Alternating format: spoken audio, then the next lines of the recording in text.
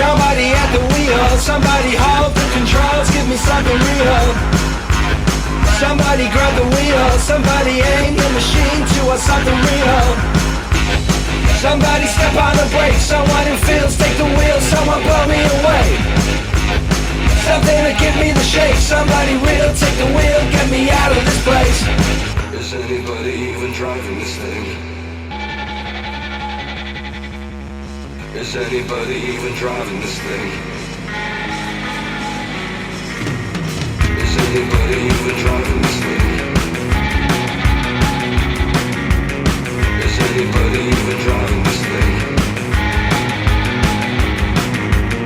Is anybody even driving this thing?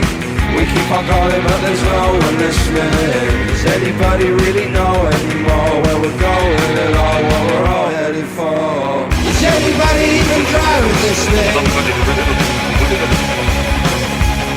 Is anybody even driving this thing? Is anybody even driving this thing? Or did we just ride, ride, ride, ride?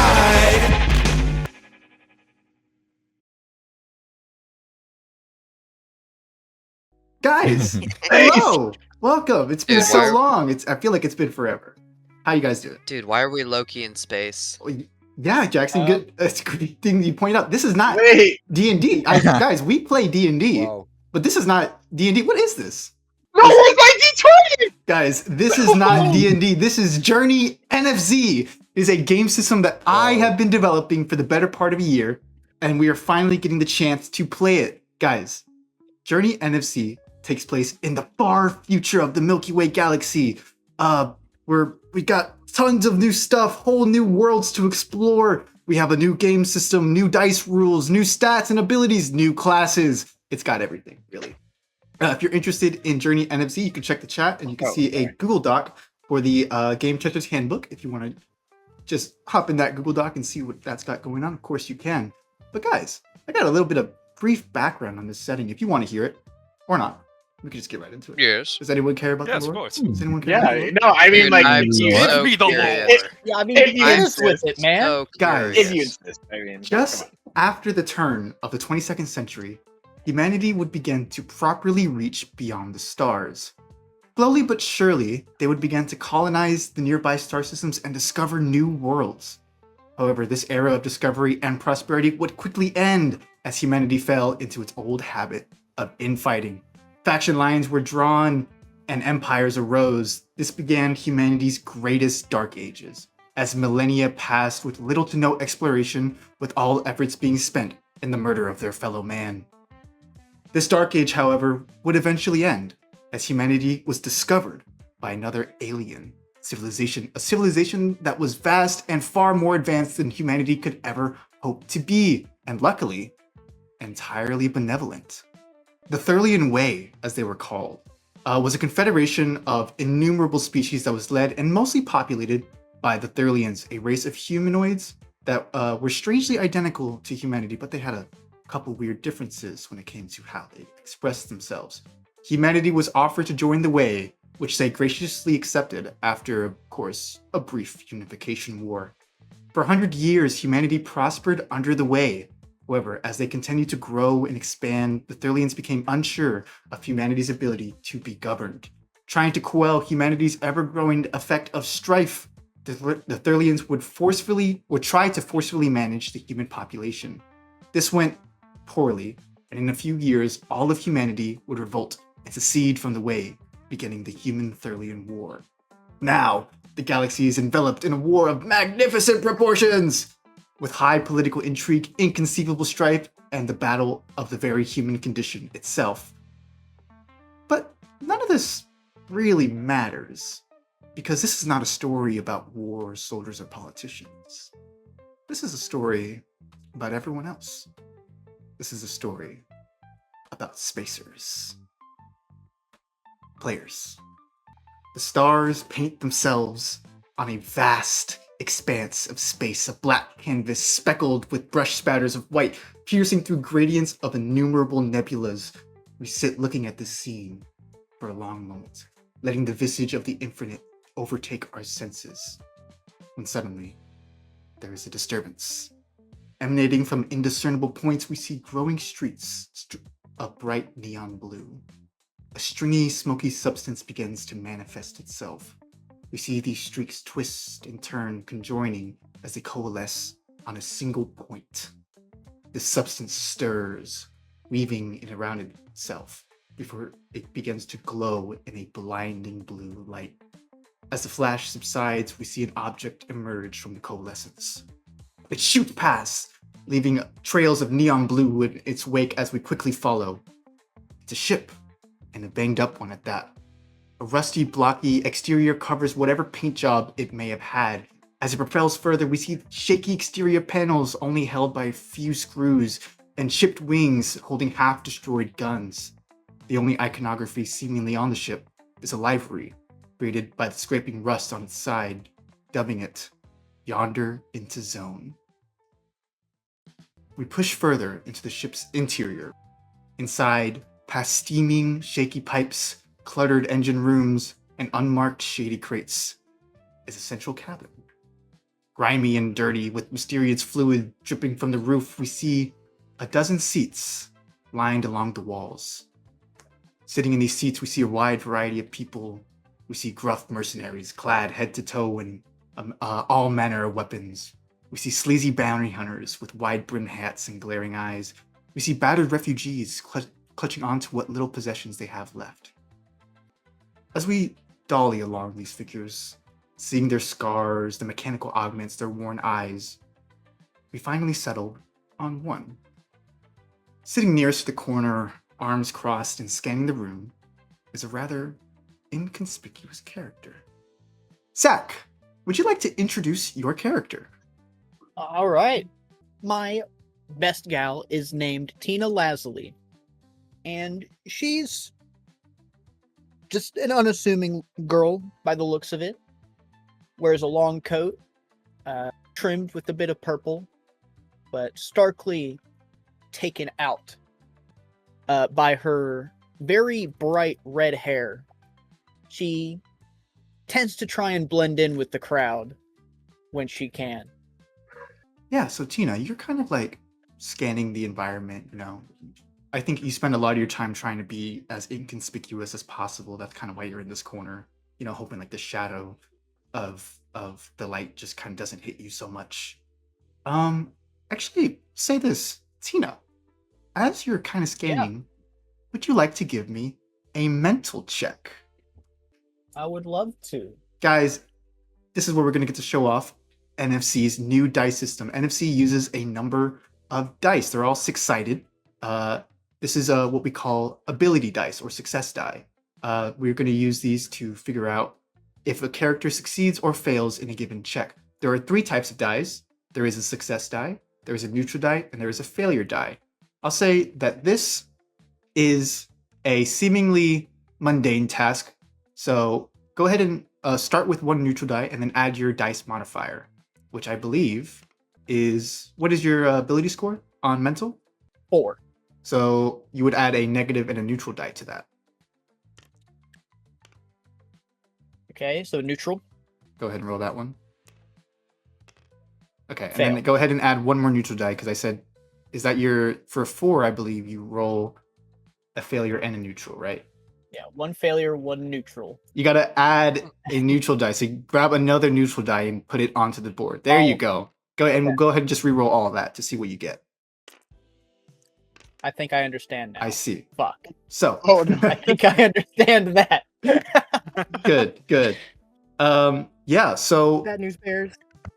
With 2 failures and a neutral, that is an overall failure, which means that you, Bun, failed the check. Mhm. Which I'm sorry to say, sucks. So, as you're kind of scanning the room, you don't see much. Are you looking for like any conspicuous characters? Maybe someone trying to glare at you? Um, She's trying to be aware of any and all followers, mm, but she's specifically looking for some place to grab a contract, any kind of work, mhm. because she's starting to get a little hungry. Well, I'll say, Tina, because of that failure, you don't see this figure who has already approached you. As you're kind of scanning the room, you realize there's been someone kind of standing in your periphery this whole time. You see, kind of staring down at you, arms crossed, as this punkish woman. You see, she's dressed in this rather studded black leather with the shaved head and the number of miscellaneous gadgets kind of adorning her body. You see, she looks down at you, kind of through these like single lens sunglasses. You see, she kind of gives a grimace. It's like, "Hey, you're in my seat." Your seat? Yeah, my seat. Don't act like you don't know what you're talking about. I went up to take a piss and I'm sorry. I'm sorry. As they say, move your feet, lose your seat. oh, you're getting cute with me now. You see, she like begins to crack her neck. Tina, you see, as things are starting to escalate, you see that the punk is kind of reaching down. You see on her side, she's got a stun baton, plate and mayhorn, branded, of course. Um, you suddenly hear this whir, a sort of like this buzzing electric sound. You see the punk turn to her left to see a blaster aimed right at her forehead. You see the person holding it is Damien's character. Damien, would you like to introduce your character? I would love to introduce my character. Standing um, a little over the average height of people, around 6'2". You see this kind of stocky robot staring back. Name GR86345278, or great, by way of what he goes by. And you can kind of see tattered pieces of clothing that kind of cover this bulky Superforce Crusader type of robot from the Superforce company, and there's this one beaming eye and 2 other eyes that are always moving around, kind of looking in 360 degrees in all directions. And through that, scanning, locked on to this kind of threat to a contract that they've had with Tina.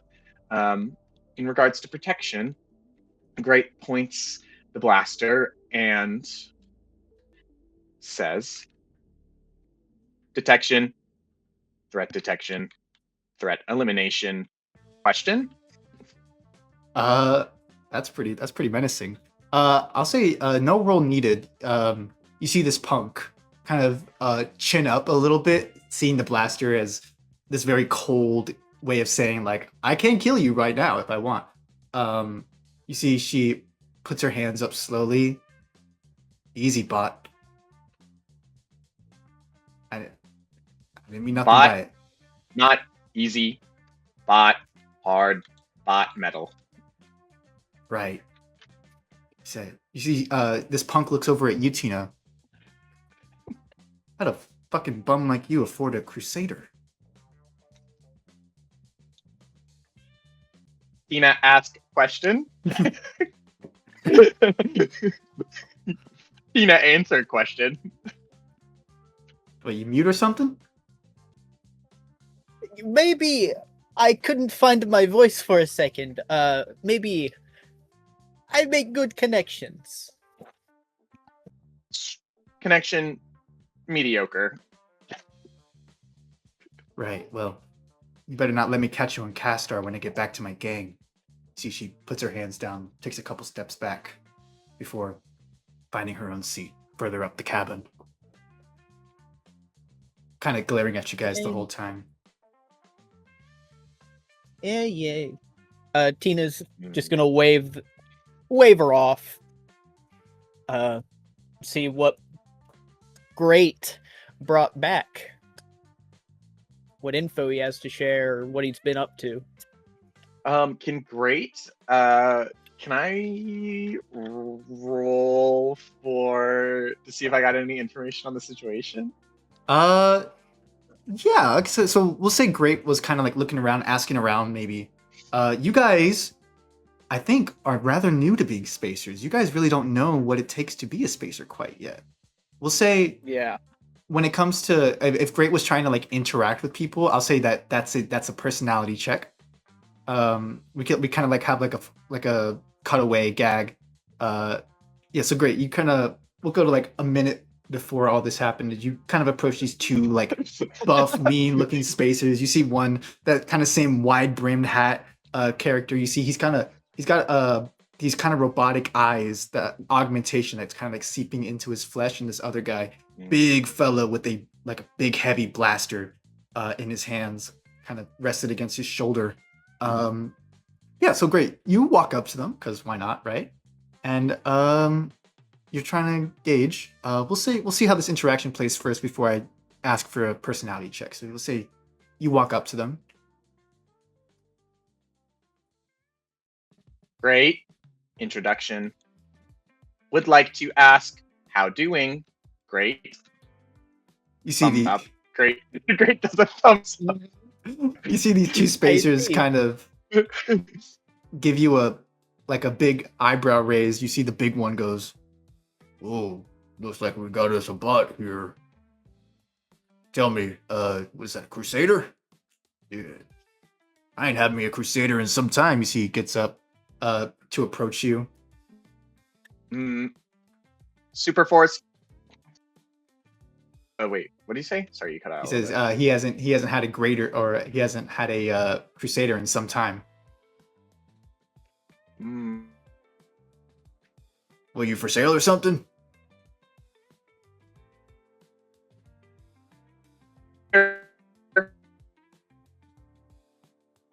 You cut out.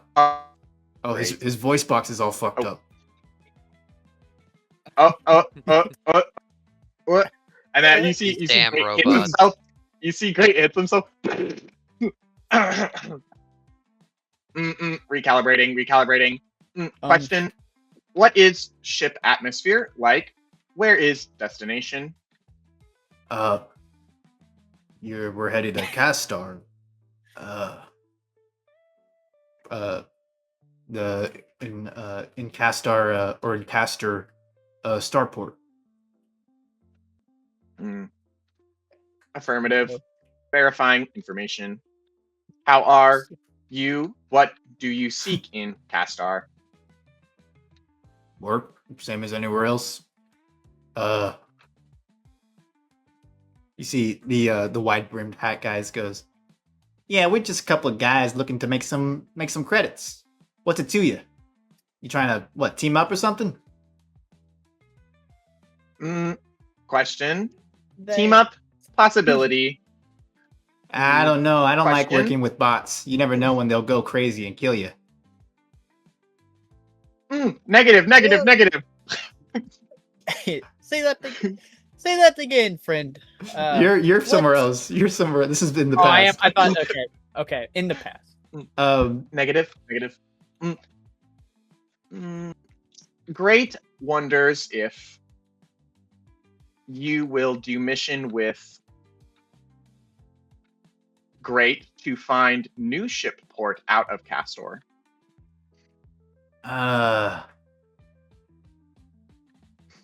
Make me a personality check. Let's see if these guys are into whatever you got to say here. So, and I'll say this: you will add a neutral die to this, just because they don't seem to be going any which way about you. So neutral die and then neutral failure because I have 4. So let's just. But you are a Crusader droid, so you add. If you remember. Oh Oh, I You add add one. another. You add failure another die. failure die. Okay, so I rolled these 3 up Yep. here, so I'll roll this one down here. So that's a That's neutral. 2 neutrals, a fail, and a success. So what this happens, so this is what's called a neutral. Nothing really changes. You see these guys have to think a little more. It might take some more convincing, maybe a couple more words or so, to really give you another chance at this. Not sure. What do you do, Robit? Great. Contract for hired arms. Great. Used for protection. Right, well, we can handle ourselves quite nicely. Actually, here, how about this? We might, maybe, be interested. Are you working with anyone right now? Because we already got a crew of 6. We're meeting in Castar. We can maybe fit 7. Not sure. We're already over capacity on that ship as is, probably.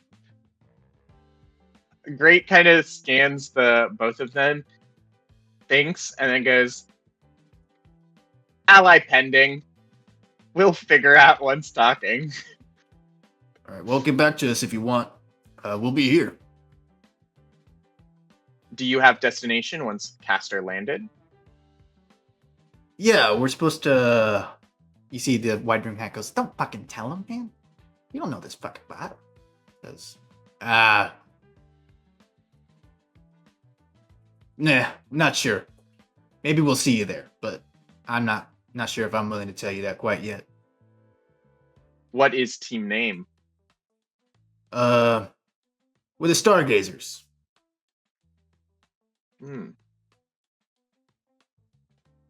Interesting. Thank you. Meeting. We'll see. Maybe one more time. Maybe again. So yeah, great. That's about all the information you can get as you're kind of telling Tina about that story there. Tina, question. What is goal once landed on Castor? Answer. I think I would look for maybe stable work, or at least something repetitive.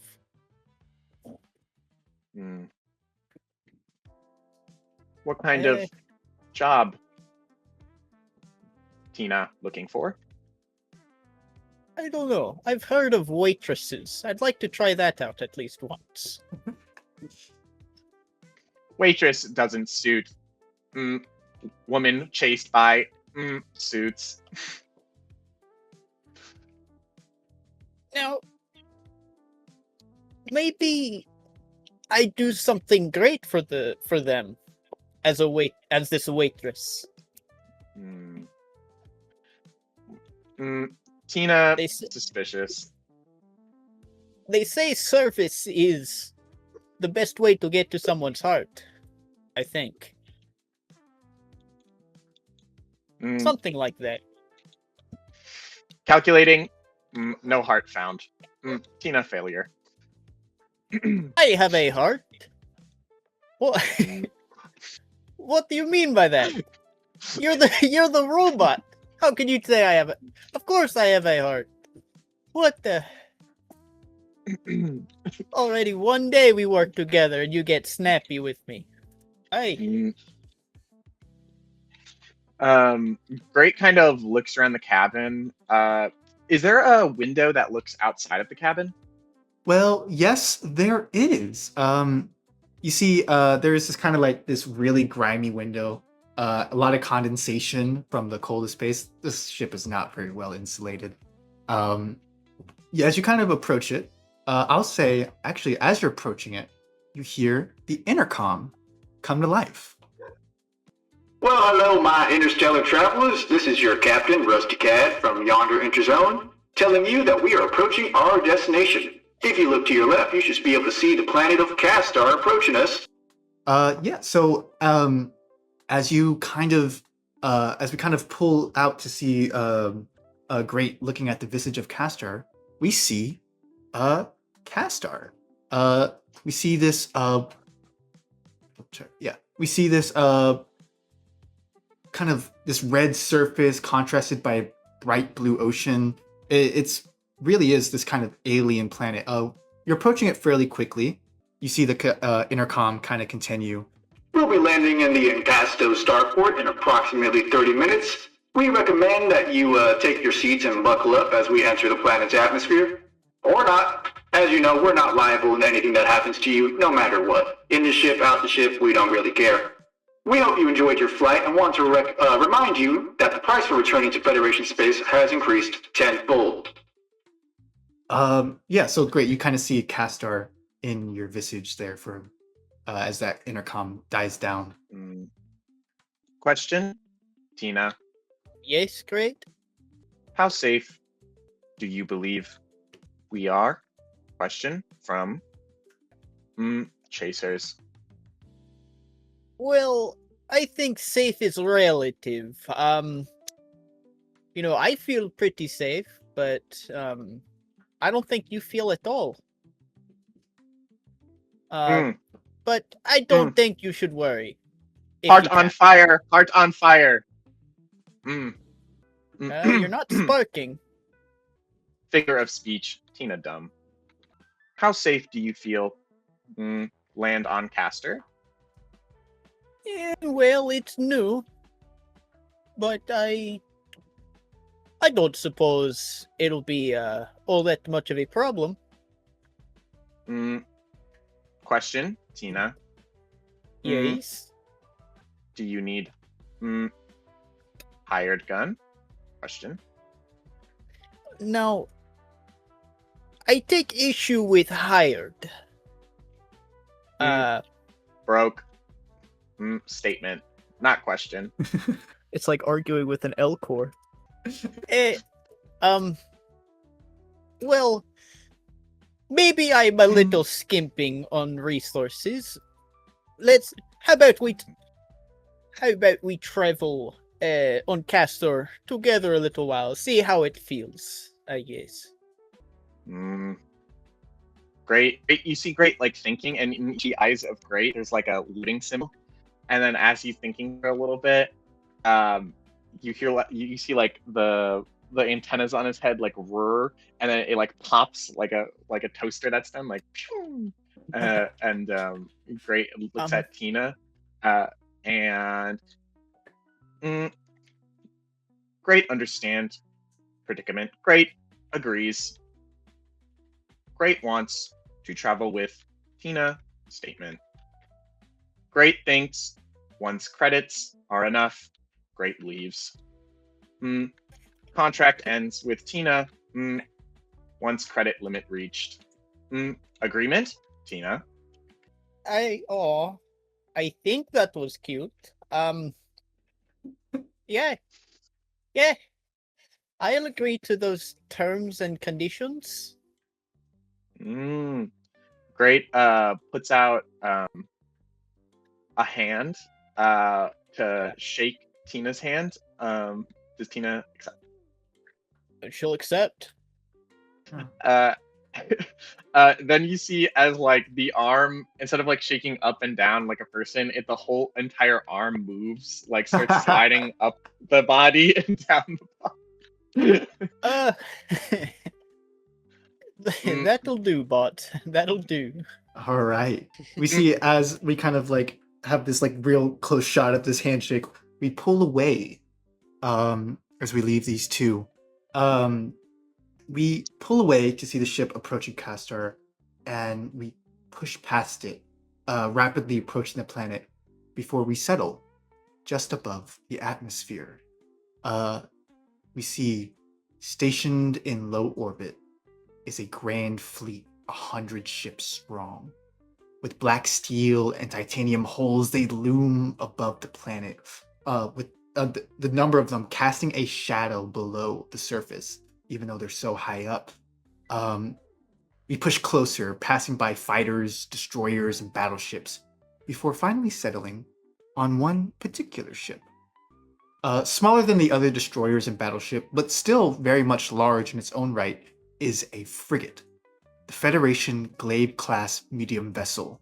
We see its imposing structure with scores of autocannons and railguns adorning its hull and the embroidery FSS Wind Waker labeled loudly on its side.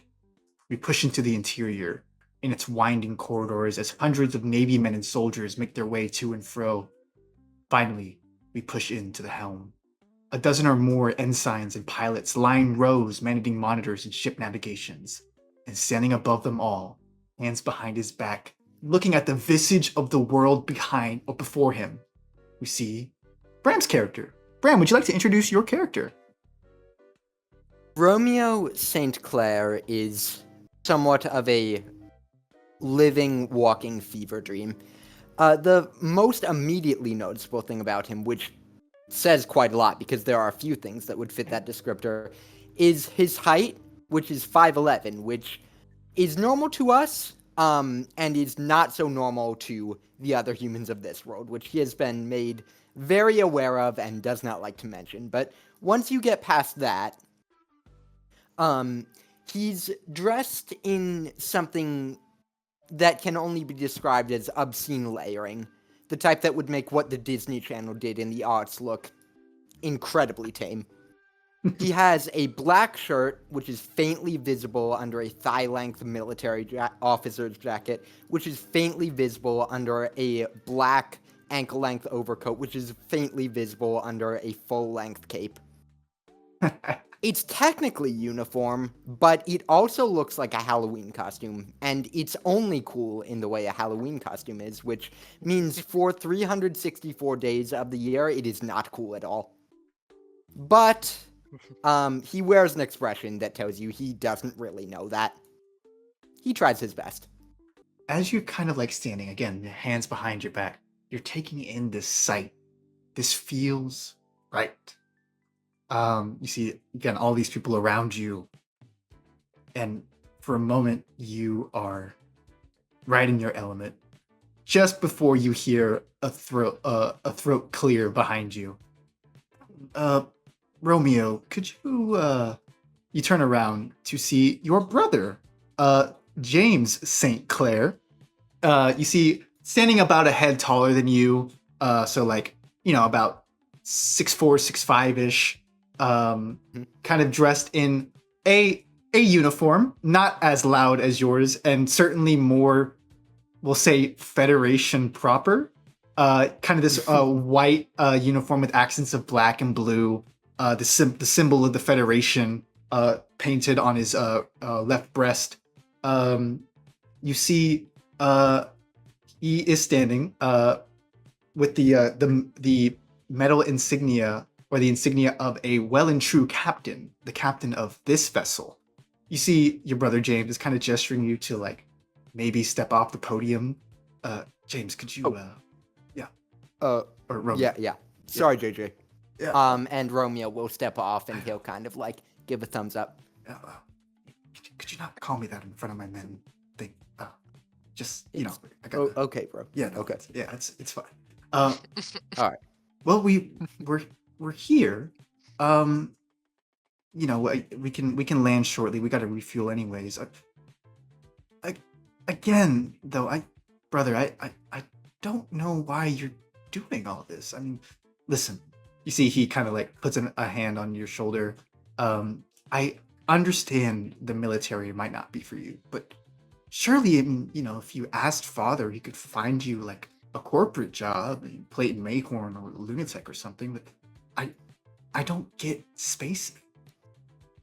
Hey, James, Yeah. bro. Dad doesn't like me, bro. Like, he doesn't like me. You say that, Romeo, and I believe that I know you guys have had your problems, right? And you know, I grew up with you. I understand that, but I mean, surely, I mean, I know you quit, right? And that's fine. And I actually support you fully. I would feel Romeo safer. kind of. I would feel a lot safer knowing you were at least in Federation space. I mean, this is the NFC, bro. Like, this is when he mentions the quitting part, Romeo's lip kind of trembles. He looks like he wants to argue about it, but he knows it's fruitless by now. I get it, man. I really do get it. Like, this is some weird ass shit, you know? Like, it's wild out here. But there's really no work for me down there. And if I want to prove that there is work for me down there, like, I'm gonna have to hang around here for, like, at least a bit, you know? I'm not gonna make your job harder, don't No, worry. no, again, you're right. I know you won't, and I do trust that. Listen, you're very talented, and I know that. I mean, saw it growing up. I just, we hear a lot of stories about spacers in the NFC. You know, just last week, another one of the captains was telling me they were engaged in a firefight with some effers in the NFC, and this spacer crew flew in, thinking that they could grab some scraps and like that, and a Thurlian battleship fucking fried them just immediately. I worry. I worry about you, bro.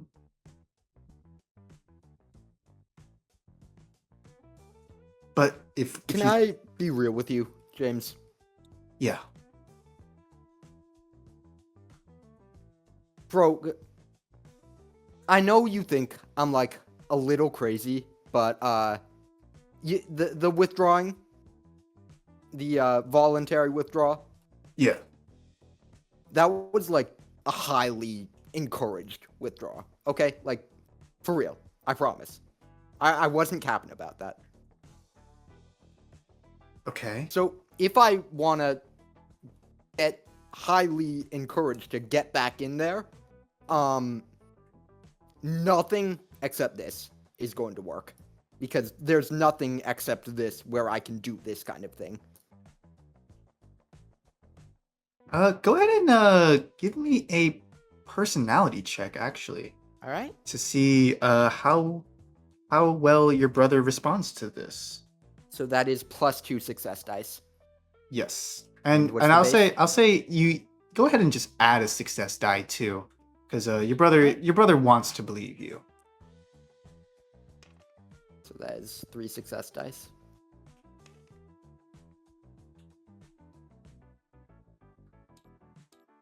Sorry, the thing is... There we go.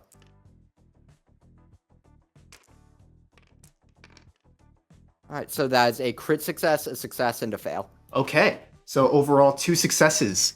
You see your brother really actually takes in what you have to say there. Like, wait, you're saying that Dad made you quit? Yep. Oh man, Romeo, I'm sorry, man. It's okay. It's not your fault, man. It's really never been your fault. Well, listen, we can. I figured this was the least I could do when I heard that you quit or left, rather, or I don't know. I thought at least I could give you a ride to Castor, but Hey, you and Luce, you've done me right my whole life. Okay? I love you both. I really do. I love you too, big bro. Listen, if you ever need anything, I mean, I can't say that I can always be there. We ship out tomorrow, actually. We're heading to Ven. But if I ever see you, or if you ever need anything, shoot me an analog. I'll be in Ven for the foreseeable future. I'm always here for you. Once I get all this shit cleared out, make Dad see reason, we're gonna be the best family dynasty in the military this fucking millennium, right, bro? Yeah, bro. I'll be your coworker. Alright, love you, man. You see, And then Romeo's gonna give him kind of like a one-armed hug. he brings you in. All right. Yeah. So you see, you're kind of ushered to another kind of solo area while the ship kind of touches down and goes to re-entry. We begin to pull away. You see, as we follow this ship, your ship as it begins to descend down into the planet, we see as the flames of re-entry subside, we see the visage of the city of Encasto. It is as wide as it is tall.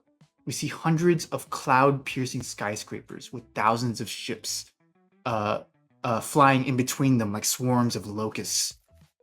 We pull away from your ship and descend further down to the city streets below. What is perhaps missable when seeing the city from above is unmistakably visible as we push through the street. Squalor lines these streets. Scores of disenfranchised people push past rubble and scars of battle. Craters perhaps years old mark the ground with puddles of rainwater filling them. This is the true visage of Castar. During the early years of the war, Castar was the main battleground as humanity made its first stand against the Way's military. And though there has not been a battle on Castar in years, its effects still linger even now.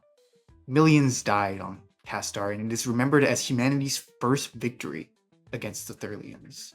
Amidst the rubble and squalor, statuettes have been erected, detailed depictions of human soldiers standing valiantly above the bodies of their enemies. A banner hangs above them, a red right hand against the blue marble.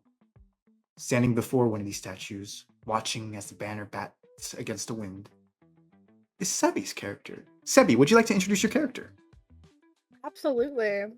Wisteria is noticeable in several ways. One, by also her height, and opposite to Romeo, she is very tall for a Thurlian. She is 6'1", where the upper limits of her species usually end at 6 foot.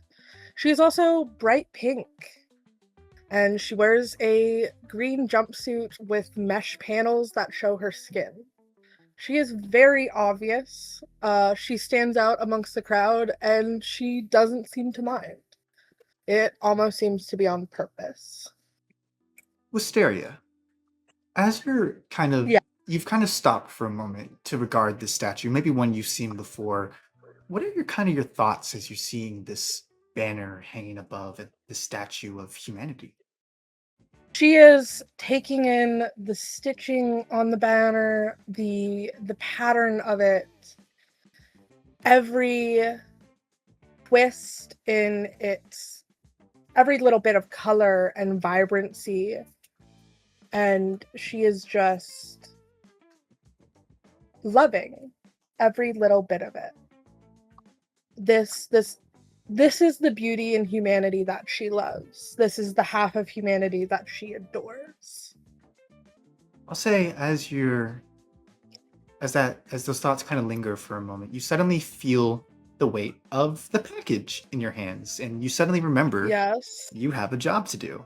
You see, this package is a just a simple kind of a metal box with a pass key on it. You're supposed to bring this somewhere, if you remember. Of course. How large is this package? I'd say it's about you can comfortably hold it with two hands. But it's something you're definitely using two hands to hold. Could she fit it in like an oversized, like a fashion bag? Perhaps. I'll say it. Your bag will turn from a bag into a square, but you definitely can have that. Okay, so she's going to pass off a beach bag as a fashion accessory. And we're gonna go clubbing. Oh, I see. So Wisteria, yeah, you remember your job to go and deliver this package to the club Gut Stuff, as it is called. Yes, Gut Stuff. What an interesting name. It is certainly not the worst name you've heard, but definitely up there. The job runner detailed where to find it. So as you make your way down to the sleazier parts of town, you see what can only be this area's red light district as you kind of pass by all these humans engaged in various strange things. You eventually stop. You see there's a club, kind of this loud logo with like this weird little green creature like that's made of goo, and out of his mouth, like from his tongue, is the actual font of gut stuff. You see, there is a long line.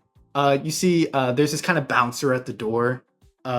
Big mean fellow, kind of a shaved head, just these single lens sunglasses. As you see, this one guy, tall, kind of lanky human, goes, "Come on, man! My name should be on the list, dude. It's me. It's Ryan Gosling, man. That's me, man. My name not on the list, man. I don't got a Ryan. I don't got a Ryan here. I got a Brian. Oh yeah, dude. No, name's Brian. Brian. It's like I don't know. You already said your name. You already said your name was Brian. Yeah. So you see, the job didn't give you really any credentials to get in or anything like that. So you're gonna have to improvise. Absolutely. How close does he look to be like checking anybody's bags or anything, or is he just checking names? He's just checking names, probably. All right. So she is going to observe, see if he's letting like anybody, if he seems to be one of those bouncers that occasionally lets somebody else in, if he thinks they're like a good vibe. Yeah, go ahead and make me, this would be a sense thing, so go ahead and make me a mental check. Oh no. You're good at those. Well, yeah, I'm so good at mental checks. I'm so great at them. Go ahead and add just a neutral die to all that. Oh, wow, you're so nice to me. That's a lot of failure die. Oh, there's more.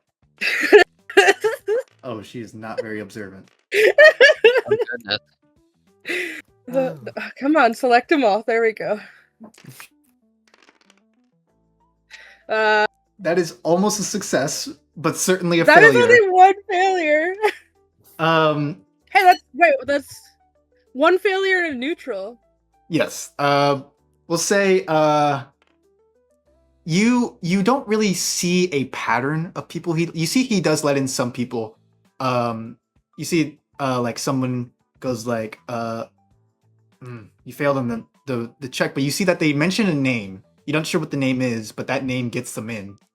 You see, yeah, like this party of 3. And they don't seem to be on the list. Yeah, and they don't seem to be on the list. But with the failure, you're not sure of the name. But you see, like some guy goes, "Yeah, I'm with." He whispers in his ear, and yeah, you see the bouncer goes, "All right, you can go in. Just don't make any trouble." That's totally fine with me. It just means that I've got a chance. Is this bouncer man human and or Thurlian? You see, he is a human, as most people on Castar are. You see, he's standing at solid like 6'10", 6'11-ish, very stockily built. We're in the shady part of town, right? Yes. All right, so we're gonna wait in line. I've got a plan. Okay, I'll say after about 20 or so minutes, you eventually find yourself at the front of the line. You see the bouncer go, like he's looking at a list, looks up, the fuck? You Thurlian? Hi! Yes. Listen, I think you're in the wrong place. No. Okay. Sorry, it's just we don't get a lot of your kind out here. Is name? My name's Wisteria. I'm most likely not going to be on the list, but I was hoping you'd make an exception. You know, I'm looking to have a little bit of fun. I don't know about exceptions. Especially, you know, being what you are, you get in there, get in trouble, or you get hurt. It's a whole deal. I don't know. Oh, trust me, I'm not going to cause any sort of trouble. I'm not like the rest of my kind. That's somehow more concerning. Go ahead and give me a personality check to see if you can try to see if you can convince him. Thank you. I'll say, just for difficulty, add a failure die. How rude. Okay, so that is a How neutral rude. roll. So that's a neutral roll. So this guy might need a bit more convincing, but he's not fully. It's not fully a failure quite yet. I'm very annoyed. You see, he goes, How dare you. I don't know. That's a hard sell. Oh, come on. How often is a Thurlian in the club? That's the worrying part. I'm We sure. don't. I'm sure a lot of your patrons would love to hear a lot of the stories I've got. Listen, This is. I don't know how long you've been on Castar. You folk don't really work out here well a lot. A lot of these people I ain't a big fan. Wisteria is gonna like really pout. Just be like, you know what? What would it take? You know, what can I do to sweeten the deal?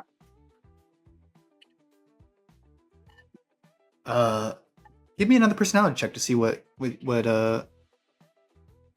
I also have the failure dice for this one? yes. Okay. Even though that's a crit fail, that's 4 successes, turns into 2 total successes, which is a success. You see, the bouncer goes, all right, listen, if you're willing to toss me 20 credits, I could hop in. I could let you. Wisteria will sigh and she will hand over 20 credits. Thank you. Hey, and don't get in trouble. If I hear the first thing about some silly Thurlian girl, I don't know, catching sciage or something, I need you to, I'll throw you out quicker than that. Wisteria will put her hands up. I'll be on my best behavior, I promise. All right. So, Wisteria, you enter the club. You see scores of people bouncing up and down. This loud rave lights just immediately overtake all your senses. You see all humans, not as Thurlian in sight. Again, this is Castar. You don't see many Thurlians here. As you kind of pushing through, you still got a job to do. Partying can wait. Oh yeah. We'll say, as you kind of push past the crowd with music blaring into your ears, you eventually find the club's bathroom, as you know, the drop-off point for the dead drop. Hidden kind of in a corner, you luckily don't see a line for it, really. As you grab the doorknob, push it open, you see a strange scene before you. The first thing you notice is how dirty the bathroom is. Layers of scum and grime line the floor and climb the walls. Mm-hmm. A clouded Classic mirror, club bathroom. a clouded mirror, and a dingy sink is all that really adorns it, save for like the murals of obscene graffiti scraped onto the walls. Oh yeah, and the toilet. You see a man sticking another man's face in the toilet before flushing it, sending a cascade of water across the room. You see, you focus on the man above before slowly settling onto the man below. Jackson, would you like to introduce your character? Yeah, sure would. This is a very blue man that you're looking at. He's very blue. He's got a very large cowboy hat adorned with jeans and chaffs that were made originally for horse riding, but now people mostly wear them for swag. His coat is lined with blue neon, and his face is wet. And somehow still has a toothpick in his mouth. You can feel an aura of confidence coming off of him as he gets up from the toilet. Yeah, Chips, as water is kind of like full of your ear, or water kind of like filled in your ears, you think this guy is saying something, but you really can't hear him. You might need some clarification. You hear like a...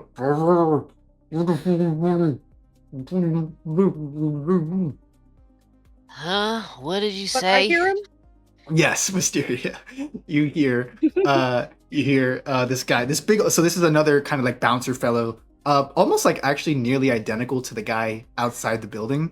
You maybe get the sense that they might be twins or at least related. You see this guy goes, "Big Gut told you to stay out if you aren't gonna pay up, Chips." Well, you can't hear me? Well, maybe you need to go back in there. Chips, you suddenly feel your head back in the toilet. Wisteria, you're kind of taking in this whole scene. You see this guy turns to you, is like, "What the fuck? Hey, Puck, get out of here!" Wisteria takes the biggest sigh of her life because, like, she knows, like, she should just close that door and just walk out. Like, that would be the correct survival instinct thing to do. But, like, the part of her that feels empathy is like, I should do something about this. So she'll go, "How much does he owe you?" How much does he owe you? Shit, how much? He owes us about 500 credits. This sack of shit he won't pay up. Ain't that right? What? Yeah, so you Chips, you're hearing like just this muffled conversation between a strange Sterlian girl and the guy you know is haggling you for your cash. Yeah. Chips has like a pinky in his ear. Huh? You swear to God, if you ask for clarification one more time, I'm gonna put you in the You got this. I believe in you. I don't have that. If I give you 100, will you let him out of the toilet? Jesus, 100? Are you loaded? No, I just feel really bad for you. So does this guy, I bet. Doing the same routine for the same time every day. I bet he's tired of me. I'll take the credits. And if this will make me feel better about myself. Listen. Hey, I'll make you feel any kind of way. Never mind. You see, this bouncer goes, "Listen, I'll take the credits, but you just make sure he never comes back here. All right?" No promises, big guy.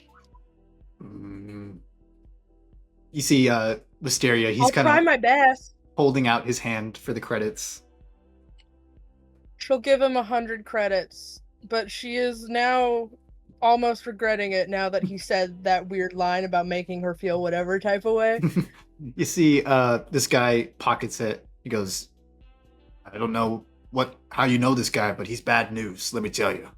Hey, Chips! I swear to God, if we catch you in here playing cards again, you're done. You hear me? And get yourself out of this club. You too." I'll do what I want. You see, he goes to you, Wisteria. "You too, out of the club." I just gotta use the bathroom first and I'll be on my way, I promise. You see, he rolled his eyes. "Fine," and steps out, leaving the both of you alone for a moment. So, how old is he? What? How old is who? Hey, man, I've had a lot of bad nights for a long time. There must have been reason for that. Oh!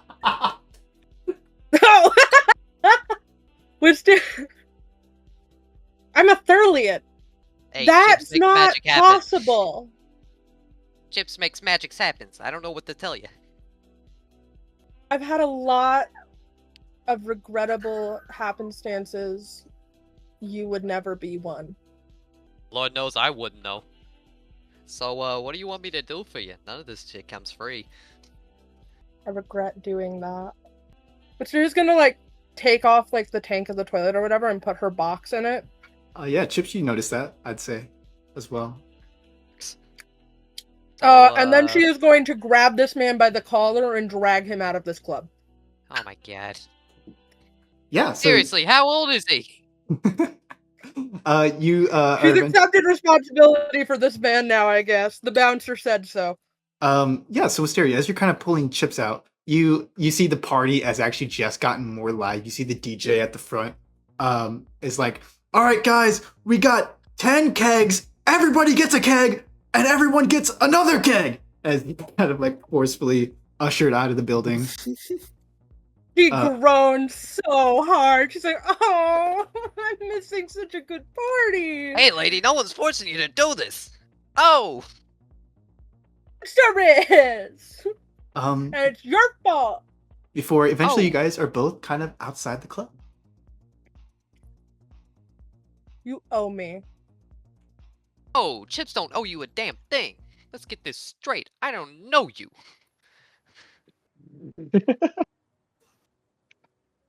Well, now you owe me 100 credits. Like hell I do. I'm gonna hashtag book it. What? Yeah. Well, she still has your collar in Yeah. her hand. I'll say. So that's an interesting attempt. It's like one of those cartoons where they're attempting to run, but you have the shirt collar. Actually, I like that. 2 and 4 supplies here. Chips, you go to run Oh god. as you, your feet kick up before you eventually realize you haven't moved at all. Oh, lay your hands off the chip, why don't you? Oh. Oh, this is sexual harassment or whatever you call it. Fuck. Oh, you're the one who's been aggressively flirting with me nonstop. I'm gonna jump I've the had camera. some sleazy humans try to take a piece, and you're getting up there. Hey, lady. I don't know what kind of sanction you run, but I am not interested. Oh, well, that's a shame, because I was just going to ask if you wanted to come back to my hotel with me. Hey, Chips knows when to cut his money and run. I mean, not really, but in this case, feeling scared. You guys kind of like stare at each other for a long moment. As Yeah, they're just like, she's like, do I really value this 100 credits? Or do I value my sanity? And she doesn't really value her sanity. Hey, lady, I don't know what you got going on, but I don't want any part of it. I will say, Chips, She is going to... this lady had enough credits to bail you out, so surely she must know how to make credits, which is something you've been sorely lacking. Wisteria, as the only really experienced spacer, I'll say you have what's called a data pad, which is kind of like what we would associate a phone. You see your data pad flicks open to life as you see 20 credits deposited for your job runner. Chips, you see Wisteria's data pad like in her hand flick open. You see 20 credits deposit into her account. Yeah, she's Oh. checking it with one hand, and she's holding his collar with a death grip, but in the other. Oh, what kind of passive income is this? That's is called a need to know job. thing. Have you ever heard of it? Hey, lady, if you have a job, I'd be willing to work it. Chips is in dire need of that money, honey.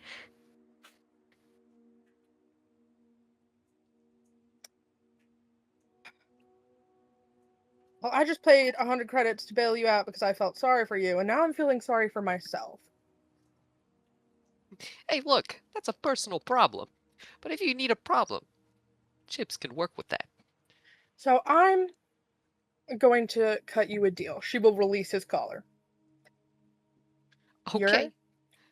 A lot of jobs need at least 2 people. There's only so many I can do solo. So you're going to come with me. I'm going to take a slightly bigger cut than half until you pay back the 100 I gave you, and then we'll start splitting it even.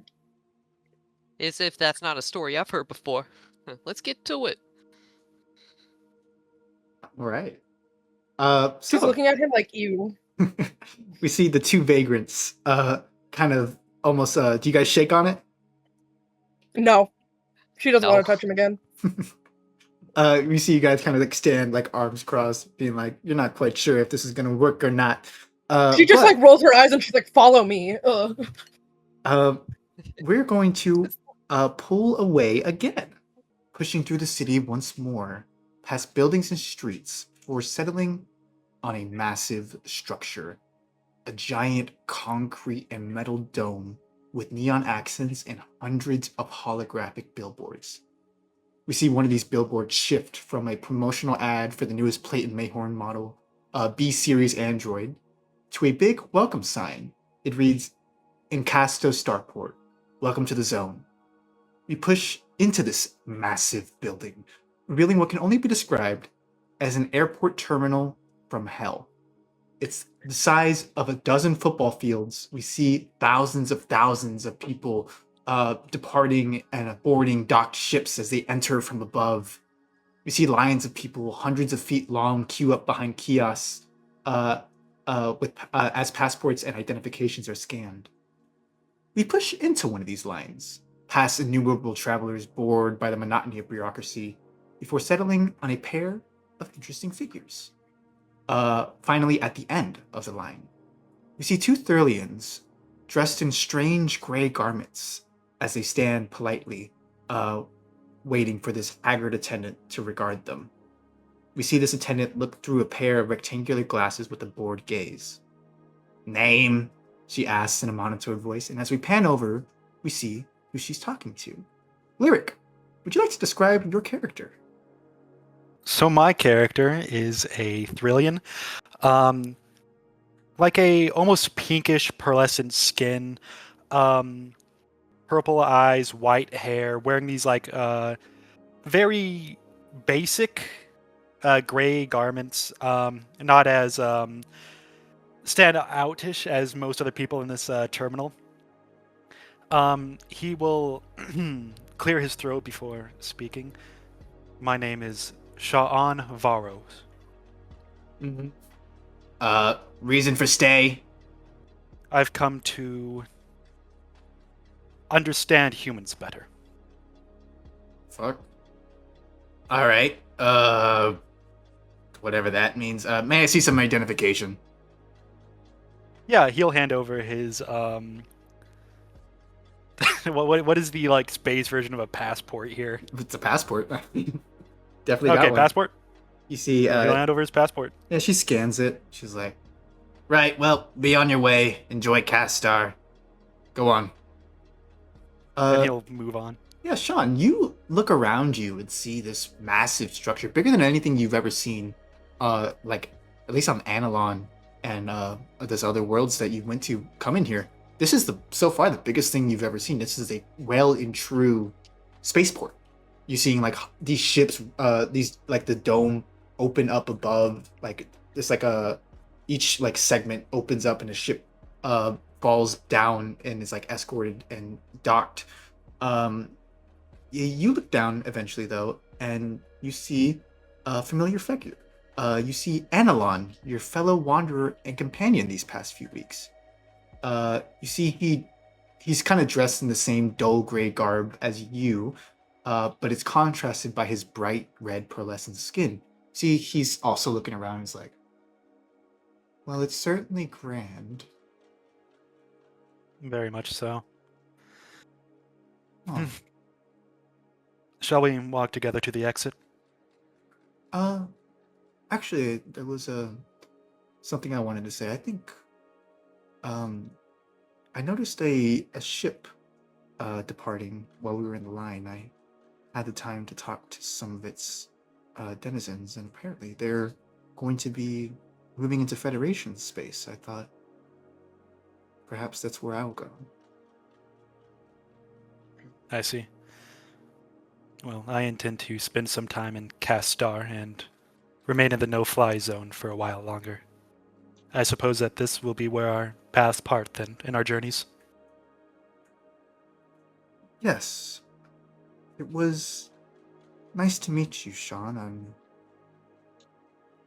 I must say, you have been a true friend to me, and the time I spent with you has brought me some contentness in the start of my journey. Certainly. I look forward to when we meet again at the temple. I'm sure we'll have stories to tell. I'm sure we will. You see Analon again. This is someone you've known for the better part of a month or so since you guys left the temple. You see he looks around before settling on you. I hope that you find what you're looking for, Sean. I must say your mission is strange, certainly. Yes, I have been told by many at the temple. I choose to believe that it is possible, though. Even if it isn't, I would like to understand humans better. It would be beneficial either way. You know, when we were on Ven, I I had a second thought, really. You didn't go into the cities. You stayed by the ship, but what I saw there was certainly interesting. When the others left to join the Effers, I couldn't help but feel. See, he pauses. No, never mind. Hmm. You stay safe, Sean. Again, I hope to see you at the temple. You as well, Anolon. If I hope our journeys cross again before then. That would be nice. You see, he gives you a bow before kind of stepping away. Yes, yes. As he's walking off, Sean will give a similar bow. Um, You see, as Analon kind of sinks to the crowds of people, a sudden visage takes your attention away almost immediately as you feel a vibration under your feet. You see the dome above opens once more, except this is not for some transport vessel. No, you see a warship coming down from above. Vroom. You see it hover before finally settling just a mere 100 feet or so. Do you approach it? yeah, Sean will go check it out. Uh, you see this massive ship settle, the hydraulic landing gear screeching and whirring. After a beat, you see a ramp lower from its side before finally a door opens with a loud whoosh as steam and smoke fly out. Within the smoke, you see a regal figure, clouded with a tall posture and a relatively short frame. The smoke subsides, and you see this figure is flanked by two others. You watch as he stands for maybe 30 whole seconds before being gently but forcefully ushered to the ramp. You watch as this figure strut down before, perhaps by chance or by fate, settling right before you. Romeo, you see a Thurlian. Yo. Sean is just like kind of staring there, his hands on top of one another, kind of just looking at you, almost studying you. Dude. Purple hello. eyes, look. Both of us, look. That's awesome, bro. You see he does indeed have purple eyes. Yes. How's it going, man? I am fine. You sure? You're low-key a little understated right now, my man. Yes, I'm fine. Don't you worry about that. Okay. You seem interesting. Been told. Been told. That was a worship, was it not? Are you a part of the Federation's war efforts? No, not right now. I see. Kind of got family there. It's all a little complicated. I'm Romeo Tristan St. Good to meet you. Yes, pleasure to meet you. I am Sean Varos. Can Sean try and like make out if what he's wearing is like a standard Federation garb? Yeah, or, like, go ahead and give if this is like a uniform. Give me a mental check. All right. Yeah, and to add a couple details, you can see in addition to what I said, A, he's pretty young. He's like 22 years old. And B, he has a genuinely just a whole ass crown that he's wearing, which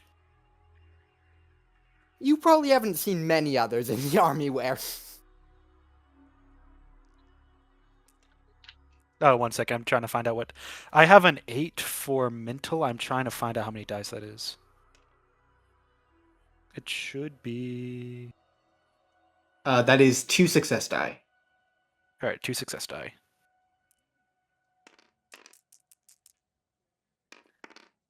That's a success and a failure. That's a neutral.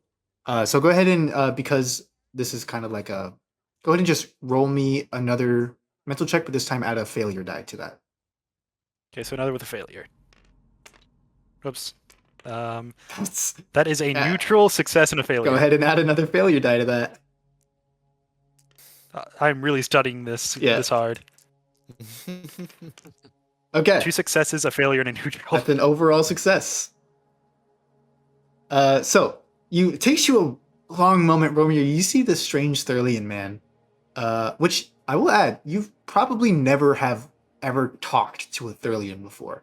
To like study you for like maybe 10 whole seconds before, Sean, you realize, yeah, this is not standard Federation attire from what you can assume. You've never like been face to face with a Federation soldier before, but you can only assume that this is. If they do wear this, you got a whole weird idea of what these guys are about. But you get the sense that that's not That this is. clothing, that doesn't seem like any Federation uniform I know of. Why are you wearing that? Does it serve any listen, utility? Are you asking why I'm wearing like all this? Yes. Cause it's cool as fuck, bro. What do you mean? What utility does it offer you? Not much, but you know, if I need utility, I got like a knife. Knives are pretty versatile. All right, I've decided. I am here to study humans, human nature. Oh.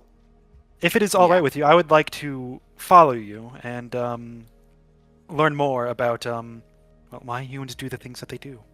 Oh yeah, totally, bro. We're gonna run this shit. What? Let's see. You said you were Sean, It's Sha'an. Sha'an, Romeo, and Sha'an the Mon, like the man, but the Mon, because it rhymes. All right, you ready? I have nothing else to do here, I suppose. All right, man. Oh yeah. Look, I know I come off like some type of way, but I will say, I'm not like stupid. You know, like I know that you would probably be wary of anyone kind of Federation aligned. I don't got No, biases Not like that, bro. necessarily. I wish to learn I'm chill from with all Thurlians. humans. Well, that's If a I bit of a only risk. choose certain humans to study, that would give me biased data. All right, bro. Some of them are gonna like want to throw hands I with you wish just because you're a Thurlian. that is fine. I can handle myself. All right. Just want to make sure. I Man, 'cause wish to I learn low-key, the good and the bad of the human nature. that's like deep, bro. I fuck with that. Honestly, I'm like low-key honored you chose me because like I'm probably not all that representative of every human type shit, but like, you know. Well, you see, when I decided to start this part of my journey, I decided to learn from the most extremes. And that is why I'm here in the no-fly zone, actually. You know what, my man? I fuck with the bluntness. We're gonna have a good time, okay? I suppose our time may be adequate. He fucks with it. That's a bit strange. You've not heard that phrase before. Sean is going to take one step away from Romeo. Hey, I know. Anyway, man. is there any specific place I'm you're sorry. headed? I have nowhere else to be. I gotta get to shit, man. I'm kind of new out here, to be honest. I see. I'll Well, we are in a good place for that, I suppose. Yeah. I'll say, as you guys are kind of standing, you guys are, I'll say, judging from just Romeo's kind of style, I'll say you guys are standing kind of in the middle of foot traffic. Romeo, you feel a bump on your shoulder. Probably an accidental one, but definitely a forceful, like someone just had somewhere to be, just boom, shoulder checked you. Well, I'm immediately checking my pockets. Yeah, you check in your pockets. But you look up and you see a couple figures before you. You see a human woman standing. Don't know how tall she is. Wasn't told. But you see a human woman and an android companion kind of before you. As Great and Tina, you accidentally shoulder checked the shit out of this weird, this short ass human guy with a crown on. Oh, fuck. Okay. Yes. I just hit my head. I'm sorry. Oh, is your head good, bro? You need your head. Yes. Aight. Is this a trick? No. Sorry, I think I was standing kind of in your path. And then he kind of shuffles, a little bit. Great. You also see all this kind of go down in a moment. Is it just Tina by herself? No, you see a human man and a Thurlian man. Kind of Tina accidentally shoulder checked. You see that they're in conversation right now.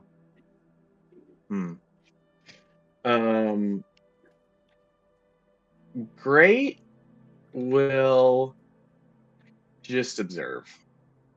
It's not his business.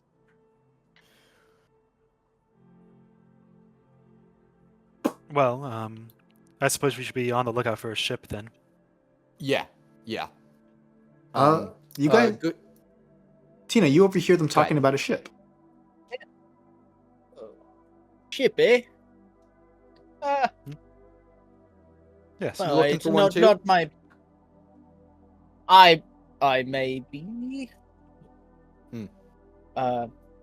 What's the name of your ship? Maybe I we're don't looking got for one. the man. same one.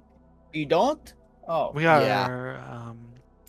We have no contracts or anything made with a ship. We are looking for one. Barn. Well, Are you looking for a ship in particular?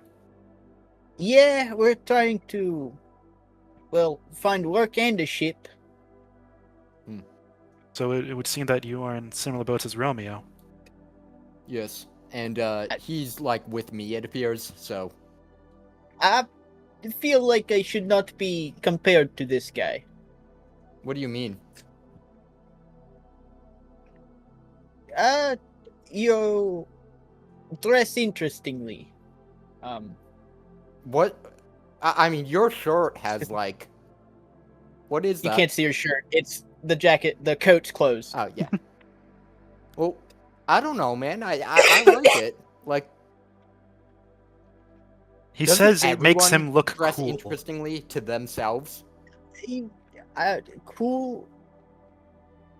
I mean, isn't it getting Do you- hot? You have like Does a this shirt, is this a garb not cloak? considered cool in human cultures?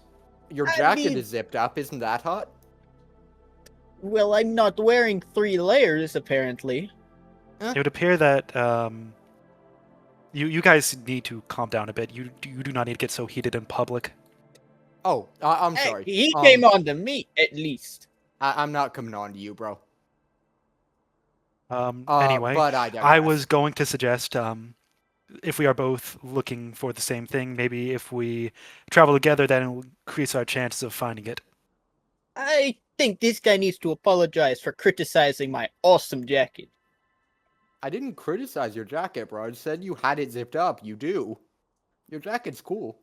And that's not you to tell me. No need to get so heated. Sean, this is a lot. I mean, this is a heated argument, man. This is like the most violent argument he's ever encountered. This is a bit. You feel your mind begin to flip back and forth as they're raising their voices to such a loud extent, and they're shooting such venom at each other. You feel your heart begin to palpitate a little bit as you kind of panic a little bit, and I need you to roll me a spectrum break as A spectrum break? Oh, this dude. Okay. as a Thurlian interacting with humans. This can happen. This is a dangerous thing that can occur to Thurlians because you're not made to be in this kind of environment. These people are just immediately so violent. Hasn't even been an hour. Hasn't even been an hour since I've interacted with you. I believe That's already breaking you have me. 2 success die for stage 1. 2 success die. What if I just fail and this immediately causes him to break? It is also a mental check. So you add your mental.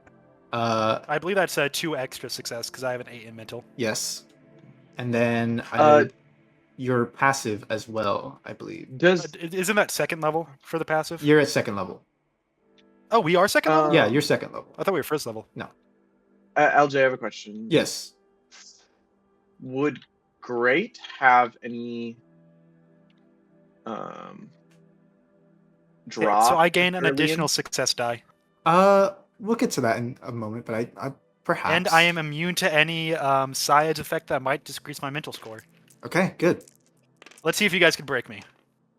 Uh. That is, I think, a total of 1 success. Okay, so Sean, you close your eyes for a minute and you drown out the noise of this chitter chatter, and you collect yourself, and just choose to not engage. Yeah, Sean is just going to go over and he's not leaving, but he's just gonna like go over and try and ignore the conversation that they're having. Sorry. As to Great, you do kind of lock on to this Thurlian. You haven't seen a Thurlian in, well, since then. Since that happened, you notice him. And you feel like this is a Thurlian, but something's different about him. You can just immediately tell. And your focus kind of hones in on him, and you kind of leave, as Tina kind of leaves your periphery. Great doesn't approach the Thurlian.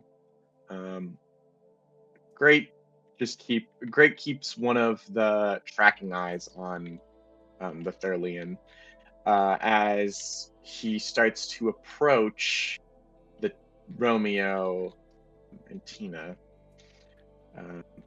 In that moment, he kind of goes up behind Tina so that she would notice his presence. Romeo, I believe you had something to say. Mid-argument about clothing.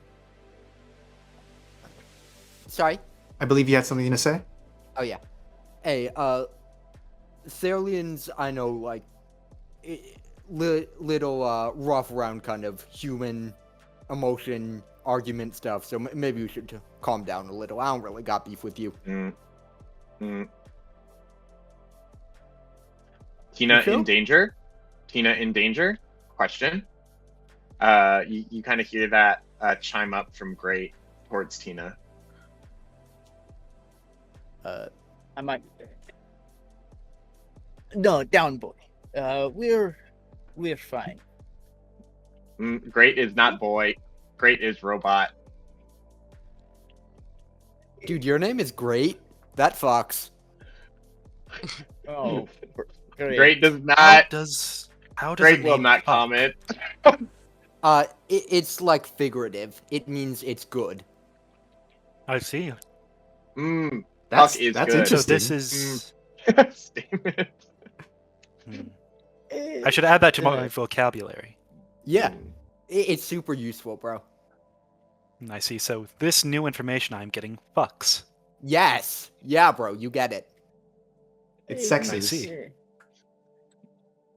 see. Language use extreme. Yeah, don't say that in like a formal place though. That's like what when you're with friends. I see. and shit. So this is for casual conversations. Yes. Yes. Interesting. I shall write that down. And he'll write in his notebook, fuck equals good, question mark. Great turns to Tina and goes, will blast if referred to as creature, dog, statement. I mean, kind of. I suppose you could look at it that way if you want me to view you as like a pet. Great, not pet, great, Then I independent. guess you're not a dog. Great is great. Yes, it all clicks. Great turns in the direction of the two and steps forward. Great turns to Romeo with one eye tracking the Thurlian. And while speaking to Romeo, doesn't offer a hand. I think I'd say Great is not very trusting of these two from this first interaction. But Great heard about a job, so Great chimes in that hired gun, find ship, question? We got a common goal. It would appear so. Name of I'm Romeo Brilliant. Tristan St. Clair. I am Sha'an Varos. Sha'an, Varos, Rome. And then you kind of see him like struggling. Hey, you can call me Rome if that's easiest. That's chill. O? Rome O? Rome O? Close enough, man. Close enough. Rome O. Romo. Well, I would say if we are looking for a ship, this might be the best place for it. I'm sure if we wander around enough, we might find one that is, well, looking for. Yeah, I would Workers, say applicants. Romeo. You've been shopping. You've been ship shopping before, and I mean, as far as you can tell, they're not that expensive. Like, I mean, at least you don't imagine they could be that expensive. You've always had ships growing up. I don't know, man. Maybe if we can like pool all our stuff together, we can get something going. Forge our own path. I must say, unfortunately, I do not have any credits. I spent them all on equipment before heading here. Great statement. Oh. Apparently, I got a very good deal on them. I think you know. How much did you spend on your equipment, bro? I believe all in all, it was about. 1 second, let me look. Looks at the price tags, just still on the gun. We got 1,400 for spending, right? Yeah. I spent. I spent about 800 credits. Some dude might have ripped you off. I think What you'll do you have mean? better luck next time, if there's a next time. He said it was They good said quality. it was a good deal, and it was not. He lied to you. Oh, You know, Sean, as far as you can tell, you've never been lied to before. I'm sorry. So Sean has never been lied to. He knows what lying is, though, Yeah. right? Yeah. That is, I've never been lied to before. I shall.